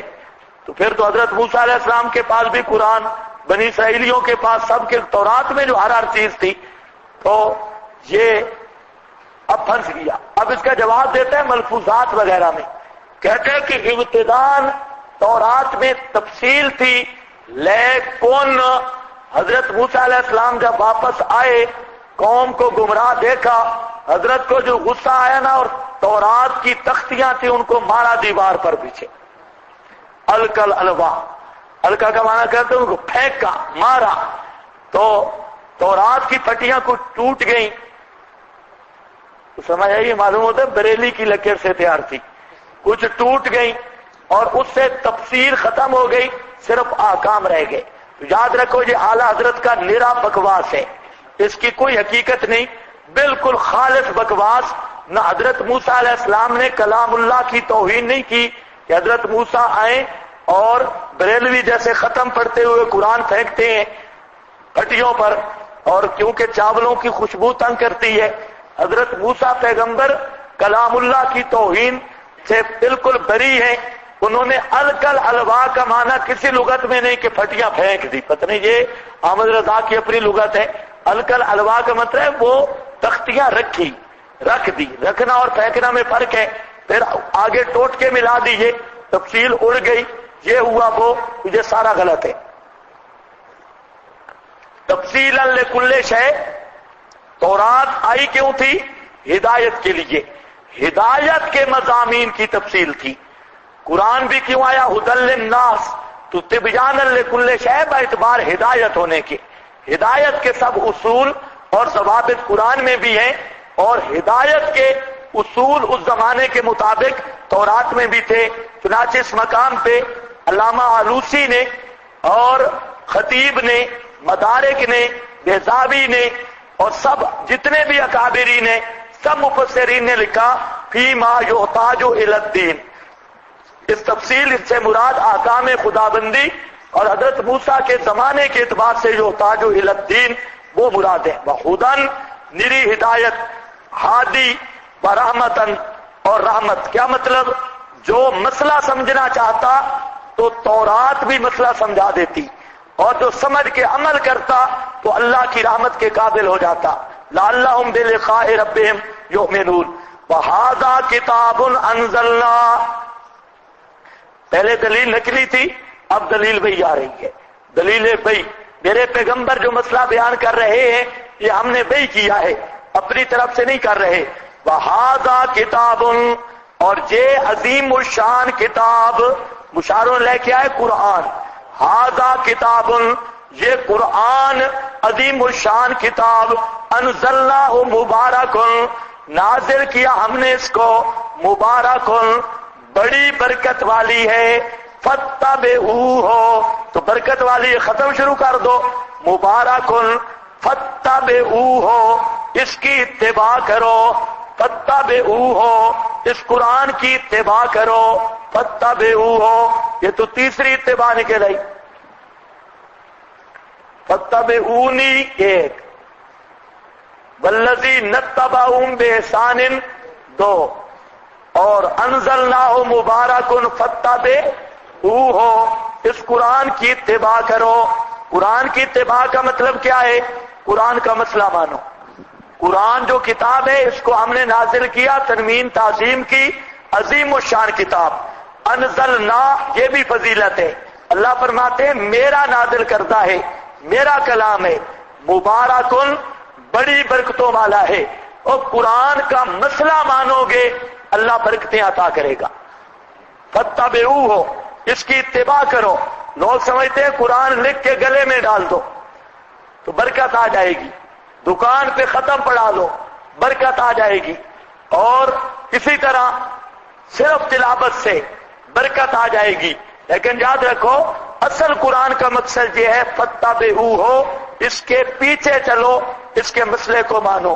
مانو بھی صحیح، منواؤ بھی صحیح. اگر طاقت ہے ڈنڈے کے ساتھ حکومت قائم کرو، اور نہیں تو پھر کم از کم دعوت کے ساتھ. اتنی بھی نہیں تو منکرین قرآن سے نفرت رکھو. اگر نفرت بھی نہیں قرآن کے دشمن سے، اور ہاتھ سے بھی نہیں روکتا، زبان سے بھی، تو پھر یہ بھی خود بے ایمان ہے. اور سمجھے بھی ہو یا نہیں سمجھے؟ فاتبعوہ، اس کی اتباع کرو. واتقوا لعلکم ترحمون، اور بچتے رہو اس کی مخالفت سے، اس امید کے ساتھ کہ تم پر رحم کیا جائے. معلوم ہوتا ہے قرآن کی اتباع پر اللہ کی رحمت آتی ہے. جو قرآن کا مسئلہ مانتا ہے اس پر اللہ کی رحمت آتی ہے. ان تقولوا، آج کل ایک نئی چیز نکلی ہے، اس کا بھی خیال کرو. یہ جو بیٹھے ہیں نا، عام طور پہ یہی ہوتا ہے، جو علماء محنت اور مشقت کرتے ہیں تو محنت مشقت ظاہر بات ہے کہ ان کے وجود پر کمزوری ہوتی ہے. اور ایک ہے سارا دن صبح اٹھا، وہ زبردست کھانے شانے کھائے، 2-4 ڈکار لیے اور پھر سو گیا. اور سارا دن آپ جب گھر جاتے ہیں تو پھر جب آتے ہیں نا ہمارے پاس، ہم دیکھتے ہیں تو آپ کی شکلیں دیکھنے والی ہوتی ہے. یہاں تو آپ بیٹھتے ہیں نا سائے پر، اور جب گھر جاتے ہیں ماشاءاللہ تو واپس ایک بھی پہچاننے کے قابل نہیں ہوتا. ایک ہفتہ ذرا دیہاتوں میں رہ کے آؤ تو پھر پتہ چلتا ہے وہاں پر کیا ہے. تو ہفتے ڈیڑھ کے بعد پھر اپنے اصلی رنگ میں آتے ہیں. آج کل یہ اصل چیز بریلویوں میں تھی. بریلویوں نے ایک جملہ مشہور کیا، دیوبندیوں کے چہرے پہ نور نہیں ہوتا، وہابیوں کے چہرے پہ نور نہیں ہوتا. اچھا، اصل میں کیا، ہمارے علماء سادے تھے، نہ وہ کریمیں لگاتے، نہ کوئی پاؤڈر شوڈر میک اپ کے قریب نہیں جاتے تھے. اور یہ بریلوی بے ایمان سارا دن فارغ اور ہر قسم کے کھانے شانے اور ساری چیزیں ہڑپ کر کے اوپر کریم پاؤڈر لگا کے، تو پھر آخر نور تو آنا ہے. تو وہ کہتے دیکھو جی ہمارے سنیوں کا آدمی دیکھو، وہابیوں کا دیکھو، وہابیوں کے چہرے پہ نور کوئی نہیں. نور سور سارا ہمارے چہرے پہ، وہابیوں کے چہرے پہ بالکل نہیں. یہ انہوں نے مشہور کیا. اب اسی سے لے لیا وہایاتیوں نے کہتے ہاں فلانا اس کے چہرے پہ نور نہیں ہے. پہلے اس کو کہو گدھیا نور کہتے کس کو ہے؟ پاؤڈر کو یا کریم کو. وہ مولوی عبدالستار توسوی کے ساتھ ایک مولوی رہتا تھا بشیر، مولوی بھوچیر. تو وہ بشیر اتنا کالا کٹا تھا کہ ہم نے تو ایک دن اس کو دیکھا بالکل بھینسا. ہم آئے، اس کا جلسہ تھا، ہم پڑھتے تھے مدرسہ میں. تو وہ کیا کہتے ہیں کہ حضرت صاحب ادھر غسل کر رہے ہیں، نلکا تھا نلکے کے نیچے. تو طالب علموں کو کیا لگے، ہم بھی ادھر پھر کے آ گئے حضرت صاحب کی زیارت کریں بھائی. تو حضرت صاحب بیٹھے ہوئے تھے، ایک دھوتی باندھی ہوئی تھی اور دو آدمی نلکا اوپر سے چلا رہے تھے اور ایسا لگتا تھا کہ کوئی بھینس بیٹھی ہے نلکے کے آگے. نرا کالا دھوت، بہت کالک تھی بھائی. اب جب وہ نلکے سے نکلا کمرے میں چلا گیا. کمرے میں اس نے گھنٹہ لگایا پورا. گھنٹے کے بعد جب باہر آیا تو آپ یقین کریں اتنا چمک رہا تھا، اتنا خوبصورت چہرہ بنا کے آیا نا باہر. پتہ نہیں اس بے ایمان نے کیا لگایا. تو پہلی حالت ہم نے دیکھی تو وہ اب اوپر رومال بڑا طریقے سے رکھا ہوا، ٹوپی، اینکیں اور یہ رخسار چمک رہے تھے، کیا ایسی چیز کوئی لگائی. اور وہاں پر پھر وہ بڑا طریقے کے ساتھ سٹیج پہ آیا. اب عوام نے سبحان اللہ سبحان اللہ. اب نور آیا نا، یہ نور ہے، نور جہان والا، یہ نور ہے. کہتے ہیں نور کوئی نہیں، اور ان کو گدے ہو الو ہو نور کہتے کس کو ہے؟ اگر رنگ چٹا ہو تو پھر تو یہ انگریز کی جو لونڈیاں میمے ہیں، یہ ساریاں انگریزی، ان کے چہرے پہ بڑا نور ہوتا ہے. سارا نور و نور. انہیں سمجھا چمڑا چٹا ہو تو وہ نور ہے، چاہے پاؤڈر سے ہو، کریم سے ہو، کچھ بھی ہو. تو یاد رکھنا ہے جو نور ہے یہ ایمان کی رونق ہے. رنگ بالکل کالا سیاہ ہو تو وہ رونق اور وہ دنیا میں نظر نہیں آتی اس طرح بھی تم دیکھو اس کے آگے لکھا کھڑا ہو، اس طرح نہیں. وہ ایمان کی رونق کا اصل محل دل ہے، چاہے رنگ شنگ جیسا بھی ہو. تو یہ بھی ذرا خیال کرو. ہاں انزلنا ہو، برکت کو بھی انہوں نے الٹا سمجھا. تو برکت کیا ہے؟ اس قرآن کی برکت ہی برکت ہے. اس کو بیان کرو گے برکت ہی برکت ہے. تو اب اللہ نے معیار کیا بتایا؟ اور جو قرآن کا مسئلہ مانتا ہے اس پہ نور ہے. او بزرگوں، جو قرآن کا مسئلہ مانتا ہے اس پر کیا ہوتا ہے؟ نور. اور اس کے مقابل سارے ہوتے ہیں سور، کوئی کالے اور کوئی چٹے، وہ سارے سور ہیں. اصل نور ہے فاتبعوہ واتقوا لعلکم ترحمون. ترحمون ایک بزرگ ہے، اچھا چلو چھوڑو، ان تقولوا لئلا تقولوا، سمجھو ان تقولوا لئلا تقولوا، لئلا تقولوا یہ کہ نہ کہو تم انما انزل الکتاب، کہ اتاری گئی کتاب اوپر دو جماعتوں کے، طائفتین من قبلنا. ہمارے استاد حضرت مولانا یوسف رحمانی صاحب رحمہ اللہ، اس کو بریلویوں نے کہا تھا کہ دیوبندیوں کے چہرے پہ نور نہیں ہوتا اور ہمارے پیروں کے چہرے پہ نور ہے. تو مناظرے میں استاد جی نے بڑا عجیب جواب دیا. کہتا ہے کہ چل مناظرہ جہاں ختم، ہاں پترا بیٹا سارے بریلوی پیر اور مولوی اکٹھے کر، سب کو اکٹھا کر اور لے آ میرے پیر عنایت اللہ شاہ بخاری کے گٹے پر جو رونق ہے اگر ان کے منہ پر ہوئی تو میں بریلوی مذہب قبول کر لوں گا. سب کو اکٹھا کر لے آ. نور نہیں ہوتا. پتہ نہیں ان کی نورا کیا ہے. نور مبارکن فاتبعوہ واتقوا، ایسے فراڈ ان کے پیچھے بس ہے. ایسے طالب علم کو خراب کریں گے نا اور بے ایمان بولیں گے بالکل ایسا ہے پھلے پھلے آرام سے. اب طالب علم بیچارہ کیا سمجھے، وہ بیٹھا ہے اس کے ساتھ کوئی آرام سے بول ہی پڑے تو یہ کہتا ہے جی بہت اچھا آدمی ہے، وہ اس نے میرے ساتھ بہت اچھا بولا. تو چلو بہرحال واتقوا لعلکم ترحمون لئلا تقولوا انما انزل الکتاب، تاکہ تم نہ کہہ سکو کہ کتاب نازل کی گئی علی طائفتین، دو پارٹیوں پر، من قبلنا، ہم سے پہلے۔ وہ دو پارٹیاں کون تھیں؟ یہود و نصارا، وَإِن كُنَّا عَن دِرَاسَتِهِمْ، اور بے شک تھے ہم ان کے پڑھنے سے، دراستہم لغافلین، البتہ بے خبر تھے۔ او تقولوا لولا، لو انا، یا کہو تم کہ اگر ہم نازل کرتے، انا انزل، اگر ہم پر نازل ہوتا کتاب، انا انزل علینا، ہم نازل کرتے، ہم نازل کیا جاتا اوپر ہمارے کتاب، لکنہ، البتہ ہوتے ہم زیادہ ہدایت والے، منہم، ان پارٹیوں سے، یہود و نصارہ سے۔ اللہ فرماتے ہم نے قرآن اس لیے بھیجا تاکہ تم یہ بہانہ نہ کرو کہ ہمارے پاس تو کتاب آئی کوئی نہیں تھی، کاش ہمیں کتاب مل جاتی تو ہم بہت کتاب اللہ کو مانتے، یہود و نصارہ سے بھی بڑھ کے۔ فمن اظلم، کون بڑا ظالم ہے، ممن کذب بآیات اللہ، اس آدمی سے جو جھٹلاتا ہے اللہ کی آیات کو، بآیات اللہ، وصدف، اور رکتا ہے، انہا، اس سے، آیات سے روکتا ہے دوسروں کو بھی، صدف اضلال، متعدی والا معنی کرو، روکتا ہے دوسروں کو بھی آیات سے، خود بھی نہیں مانتا، دوسروں کو بھی نہیں ماننے دیتا۔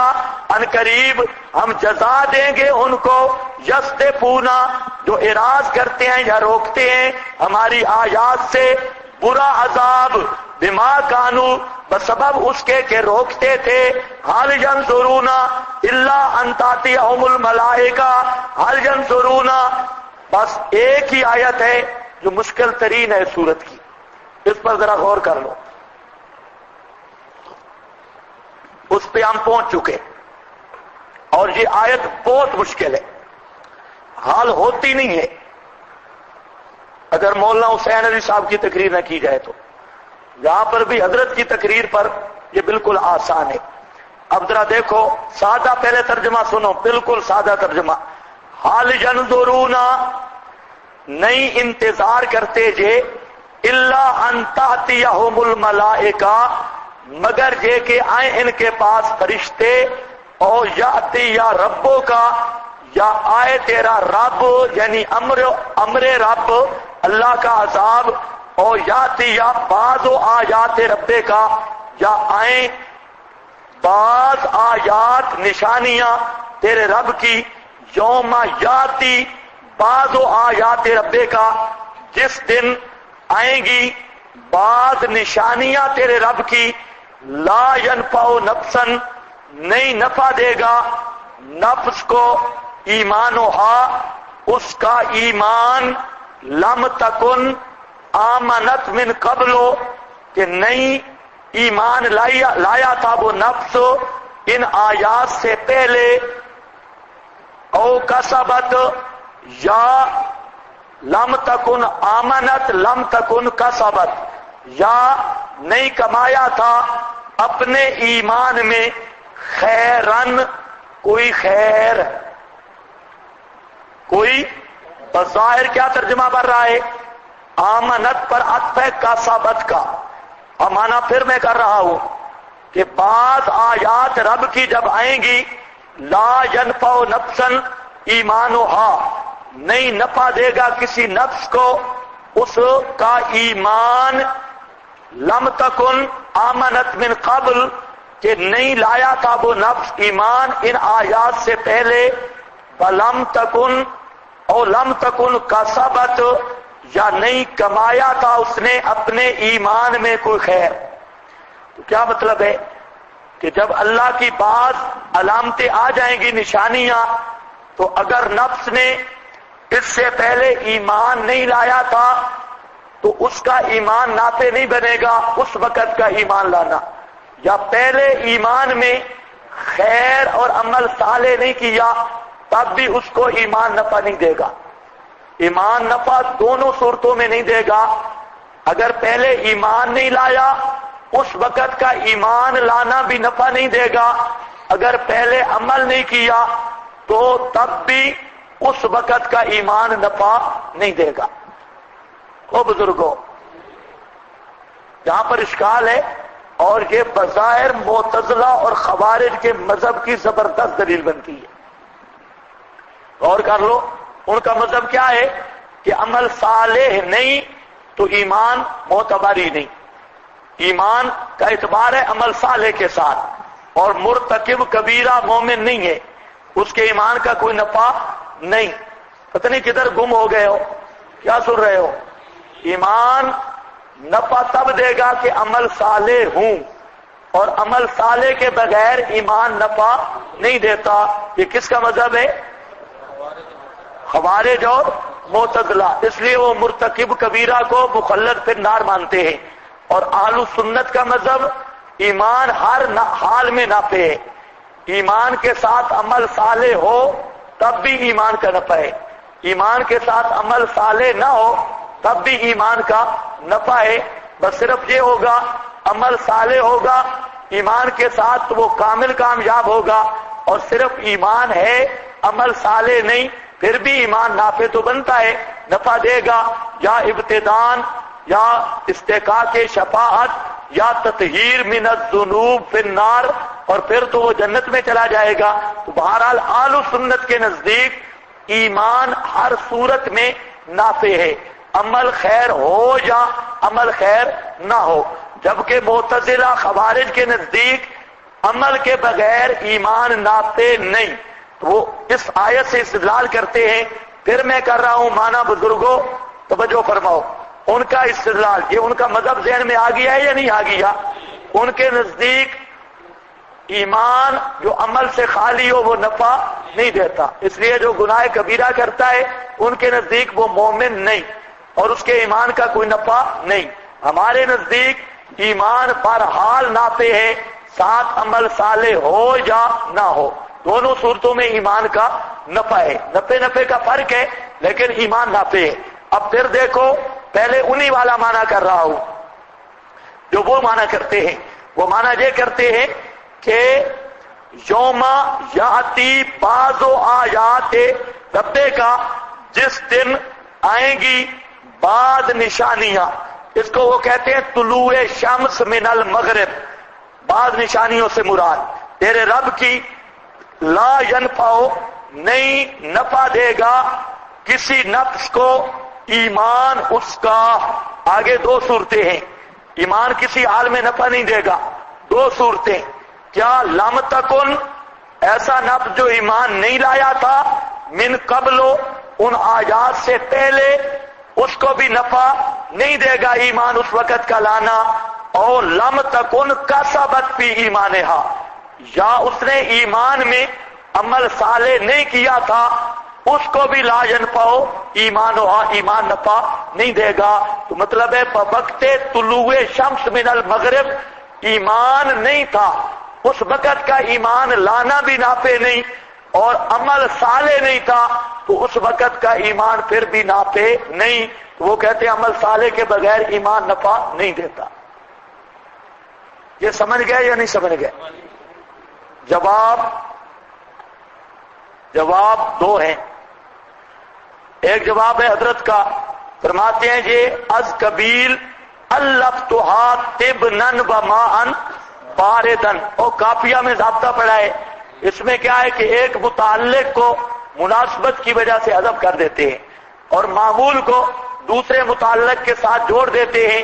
اب یہاں پر دو فعل تھے، کیا الفتحا طبنن، چرایا میں نے چارا، وماءن باردن، اب کیا بھئی ٹھنڈا پانی چرایا، وہ کیا ہے پلایا، اشرب تو پانی پلایا، اور اللف تو چارہ کھلایا، چارہ کیا ہے کھلایا اور پانی پلایا۔ تو اب ایک متعلق کو حذف کر دیا گیا مناسبت کی وجہ سے۔ تو یہ قانون مدارک والا اس قانون کو توبہ بڑا بیان کرتا ہے۔ یہ اللف تو طبنن ہر مفسر کی ایک عادت ہوتی ہے، مدارک والے کو یہ ضابطہ اس طرح ملا کہ رگڑا دے دے اللہ میں نے دیکھ رہا تھا، میں نے کہا شکر ہے یہ ضابطہ بھی تھا، نہیں تو مدارک والے کا کام خراب تھا۔ کئی آیات میں الفتھا تبنا وماء باردا، بس اس قبیلہ سے ہے تو ایسے آسان۔ اب ذرا دیکھو معنی کیا بنے گا، لم تکن آمنت من لا ينفع نفسا ایمانها لم تکن آمنت من قبل، یہ ختم ہو گیا، اور کسبت کا عامل معذوف ہے، آگے کیا ہے، لا ينفع نفسا عملها لم تکن کسبت فی ایمانها خیرا۔ اصل عبارت کیا ہے، لم لا ينفع نفسا عملها، اوپر آ گیا نا لا ينفع نفسا ایمانها، نیچے ملائیں گے لا ينفع نفسا عملها، بس آگے اسی طرح ہے لم تکن کسبت فی ایمانها خیرا، آگے اسی طرح عبارت ہے۔ تو الفتھا تبنا مان باردن میں ہم نے عامل دکھانا ہے کہ جہاں عامل مقدر ہے اور وہ عامل ہے کسبت سے پہلے، کیا لا ينفع نفسا عملها، اور اوپر آیا لا ينفع نفسا ایمانها، وہ اس کا متعلق مذکور ہے اور نیچے والا متعلق محذوف ہے۔ یہ آپ میری بات کو سمجھ گئے یا نہیں سمجھ گئے؟ معنی کیا ہوگا کہ جس نفس نے اس سے پہلے ایمان نہیں لایا ہوگا اس کو ایمان نفع نہیں دے گا، اور جس نے اس سے پہلے عمل صالح نہیں کیا ہوگا اس وقت کا عمل صالح اس کو نفع نہیں دے گا۔ ہاں وہی ہے، ٹھیک ہے، یہ نکال لو، کوئی بھی نکل سکتا ہے، یہ آپ پابند نہیں ہے۔ عامل جو مقدر نکالنا پڑتا ہے وہ مقام کے مناسب، وہ ہمیں اختیار ہے۔ ہم نے آپ کی آسانی کے لیے میں نے کہا یہ نکالو لا ينفع نفسا عملها لم تکن کا سبق، اسی کا اوپر عطف ڈال لو بس۔ یہ آپ کو سمجھ آ گئی میری بات؟ اس کا ایک اور معنی بھی ہے لیکن اس پر کوئی حوالہ نہیں، جہاں پر تو حوالہ کچھ مل جائے گا اس پر کوئی حوالہ نہیں۔ ویسے توجیہ بن سکتی ہے، وہ یہ ہے کہ لا ينفع نفسا ایمانها سے مراد لغوی ایمان ہے، اصطلاحی ایمان نہیں، دعوی ایمان ہے۔ جس طرح کہتے ہیں جی ہم مومن ہیں، ہم بھی مسلمان ہیں، قبر کا پجاری کہتا ہے میں بھی مسلمان ہوں، گھوڑے کا پجاری کہتا ہے میں، بلکہ گھوڑے والے تو نام بھی اپنا رکھے مومنین، مومنین، وہ مومن اپنے آپ کو کہتے ہیں۔ تو یہاں ایمان سے مراد وہی مومنین والا ایمان ہے، دعوی ایمان کا جس کی حقیقت سے خالی صرف دعوی۔ اب ذرا خیال کرنا ہے، لا ينفع نفسا ایمانها، نہیں نفع دے گا کسی نفس کو اس کے ایمان کا خالی دعوی، لم تکن آمنت، جو نئی حقیقت میں ایمان لایا تھا اس سے پہلے، او کسبت، یا نہیں کمایا تھا، فی ایمانہا خیرا، اپنے ایمان میں خیر، خیر سے مراد توحید ہے۔ ایمان اس وقت تک فائدہ نہیں دے گا جب تک ایمان توحید والا نہ ہوا۔ ایمان میں خیر ہے توحید کے ذریعے، اور پہلے کیا ہے، خالی دعویٰ ایمان کا، خالی دعویٰ ایمان کا فائدہ نہیں دے گا۔ ہاں ایمان کا دعویٰ تب معتبر ہے کہ حقیقتاً اس میں خیر اور توحید موجود ہو، تو اس صورت میں بھی اشکال نہیں۔ قل انتظروا انا منتظرون، فرما دیجئے انتظار کرو، ہم بھی انتظار کرنے والے ہیں۔ ان الذین فرقوا دینہم، بے شک وہ لوگ جنہوں نے فرقوا، ٹکڑے ٹکڑے کر دیا اپنے دین کو، وَكَانُوا شِيَعًا، اور تھے سارے شیعہ بے ایمان، وَكَانُوا شِيَعًا، اور تھے شیعہ، یا کانو بے معنی سارو، ہو گئے شیعہ، لکھا ہے بزرگوں نے کانو بے معنی سارو، شیعوں کا معنی ٹکڑے ٹکڑے، گرو گرو، لست منہم فی شیء، نہیں ہے آپ ان شیعوں میں سے، فی شیء، کسی چیز میں، اے اللہ کے نبی آپ کا تعلق شیعوں کے ساتھ ذرا بھی نہیں، لست منہم فی شیء، بے شک والا آیت سمجھ، یا شیعہ سے مراد اثنا عشری نہیں، شیعہ سے مراد کون ہے؟ گروہ گروہ، قرآن کی تعریف نہیں کرنی، شیعہ سے مراد کیا ہے؟ گروہ اور پارٹیاں.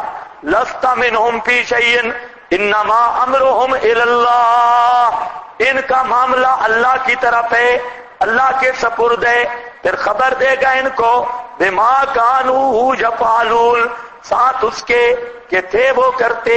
من جاء بالحسنہ، جو نیکی لائے گا، نیکی کرنا کمال نہیں، نیکی قیامت کے دن لانا کمال ہے. من جاء بالحسنہ، جو نیکی لا کر وہاں پہنچے گا، جاء بشارت ما تخویف، من جاء بالحسنہ، جو لائے گا نیکی، فلہ عشر امثالہا، پس کم از کم درجہ اس کا، اس کے لیے 10 امثال ہیں. ومن جاء بالسیئہ، جاء بالسیئہ، اور جو لائے گا سیئہ گناہ، فلا یجزا الا مثلہا، بس نہیں بدلہ دیا جائے گا مگر مثل اس کے اتنا جتنا اس نے گناہ کیا. وہم لا یظلمون، اور وہ ظلم نہیں کیے جائیں گے. ادھر پنڈی خطیب لگا ہوا تھا تو وہ کہہ رہا تھا کہ قیامت کے دن ظلم نہیں ہوگا، کہ ایک آدمی نیکی تو کرے ایک اور ثواب ملے 10 کا، یا گناہ کرے ایک اور سزا ملے 10 کی، ایسا ظلم نہیں ہوگا. ادھر تقریر ہو رہی تھی تو ایسے گدے خطیبوں سے بھی بچو. یہ نیکی ایک ہو اور ثواب 10 کا یا 700 کا ملے، یہ اللہ کا فضل ہے. یہ کیا اللہ کا فضل ہے. آپ کسی کو مزدور رکھے اور مزدور آپ اس کو کہیں کہ میں 100 روپیہ آپ کو دوں گا اور شام کو آپ اس کو 1000 روپیہ دیں گے، وہ مزدور گلی پہ آپ کی شکوہ کرے گا نا، بڑا ظالم ہے، اس نے مجھے 100 کہا تھا اور 1000 دے دیا. کیا خیال ہے آپ کا؟ ہاں، کیا سمجھے گا؟ بڑا اچھا آدمی ہے، اس نے کہا 100 تھا اور دے 1000 دیا. اس کو کہتے ہیں تفضل. یہ ظلم نہیں، خیال کرو. پتہ نہیں کیا کیا مصیبتیں ہمارے گلے میں بھی پڑی ہیں. ہاں، تھا بھی ہماری جماعت کا، کوئی دوسری جماعت کا بھی نہیں. ایسا پڑھا لکھا خطیب ہماری جماعت کا تھا، اور میں نے خود سنا. اگر کوئی دوسرا بتا دو تو میں مانتا بھی بالکل نہیں کہ اشاعتیوں میں بھی ایسے جاہل وہ بھی چھپے ہیں جو اپنے آپ کو اشاعتی کہلاتے ہیں. تو اس لیے ذرا خیال کرو، یہ کیا ہے؟ فضل ہے. نیکی ایک کرے ثواب زیادہ ملے تو یہ کیا بنتا ہے؟ فضل. او بزرگوں، ہاں، کمی نہیں کیے جائیں گے، کمی نہیں ہوگی. نیکیاں تو بیچارہ کرتا رہا شرائط کے مطابق، اور قیامت کے دن کہ ثواب شواب کوئی نہیں، یہ کمی نہیں ہوگی. اور اسی طرح گناہ ایک کیا، ایک آدمی کا موبائل چوری کیا اور سزا 10 موبائلوں کی مل جائے، یہ نہیں ہوگا، یہ ظلم نہیں ہوگا. لا یظلمون، ہاں، ظلم نہیں کیا جائے گا. قل اننی، فرما دیجئے بے شک میں، ہدانی. اب دیکھا نا قرآن کے تیور بدل رہے ہیں، معلوم ہوتا ہے کام کہیں قریب آ لگا ہے. انداز قرآن کا پہلے بتا دیتا ہے کہ یہ اب مسئلہ گیا. اب دیکھو وہ جاتے ہوئے جو آپ کسی مقرر کا بیان سنیں نا، بار بار جس کا سنتے ہیں، آپ کو اندازہ لگ جاتا ہے کہ یہ اب تقریر ختم ہونے والی ہے.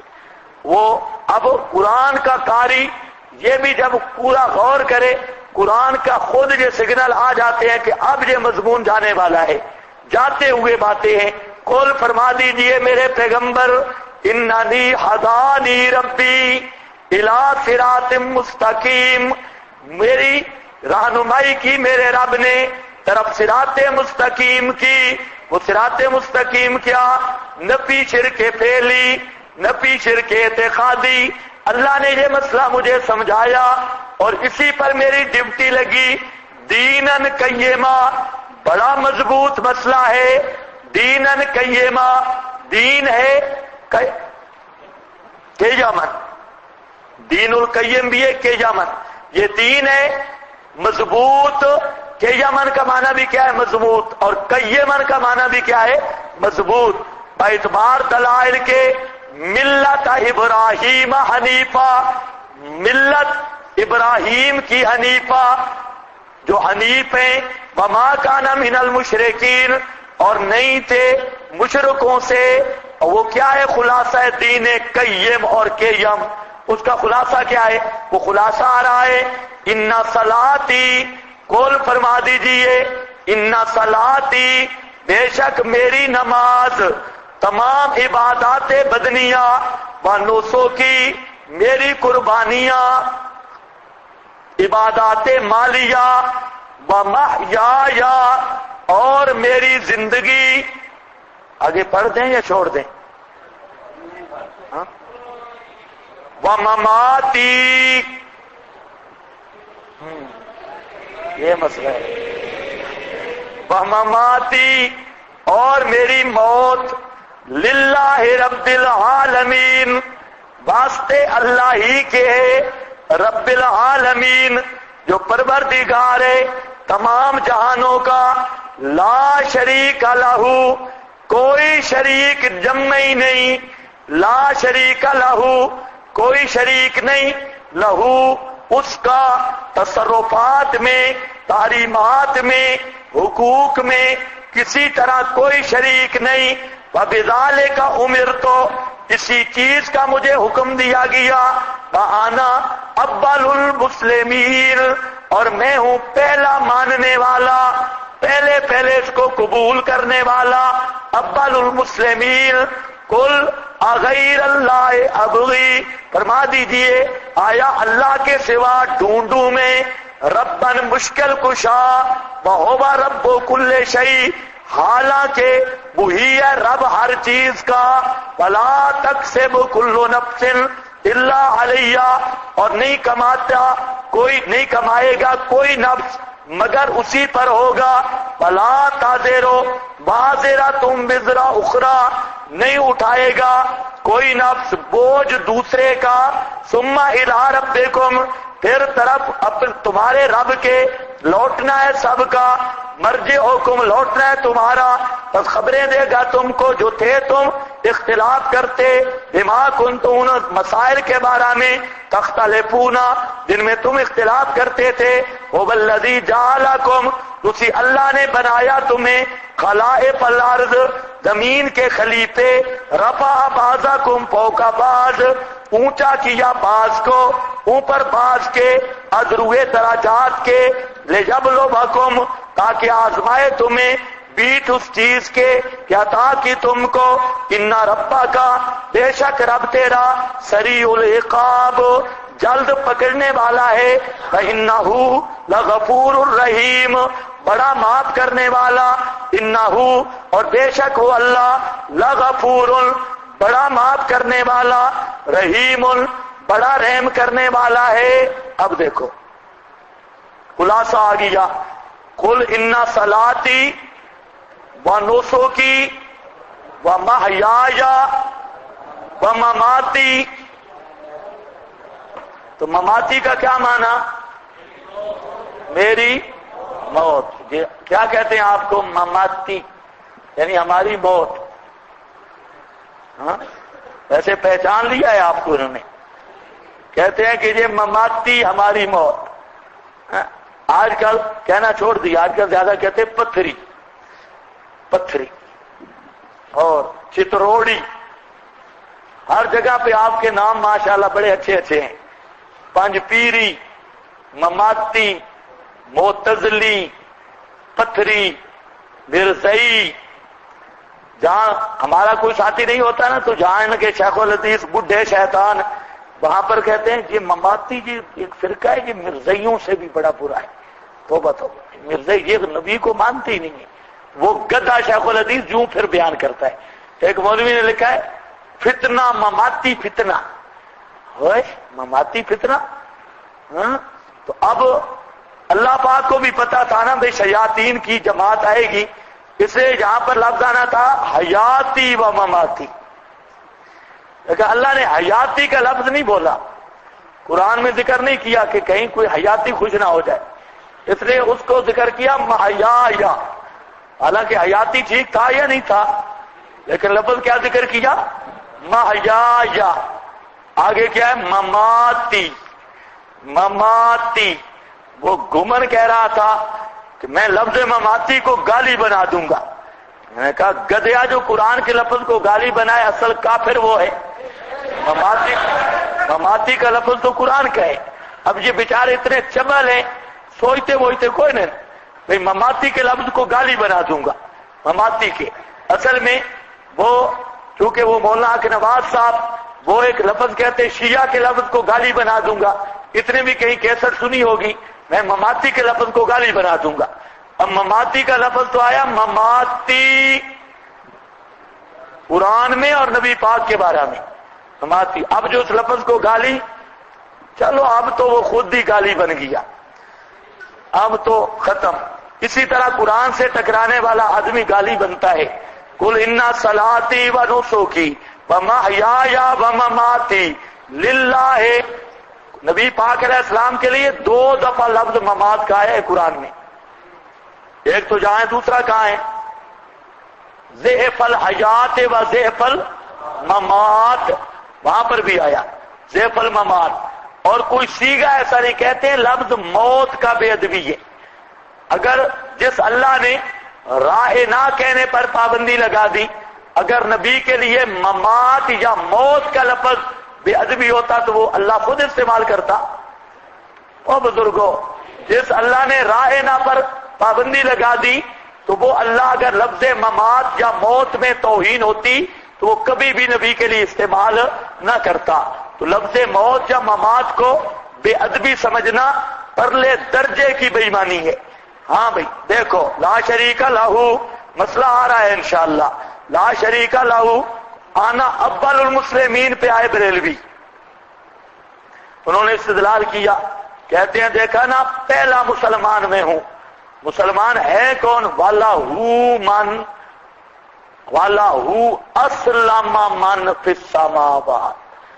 ساری کائنات ہے مسلمان اور اول المسلمین ہے نبی پاک. تو پتہ چلا آپ پوری کائنات سے پہلے ہیں لہذا نور ہے. بشر نہیں لہذا یہ لہذا سے کام چل جائے گا لہذا نور ہے.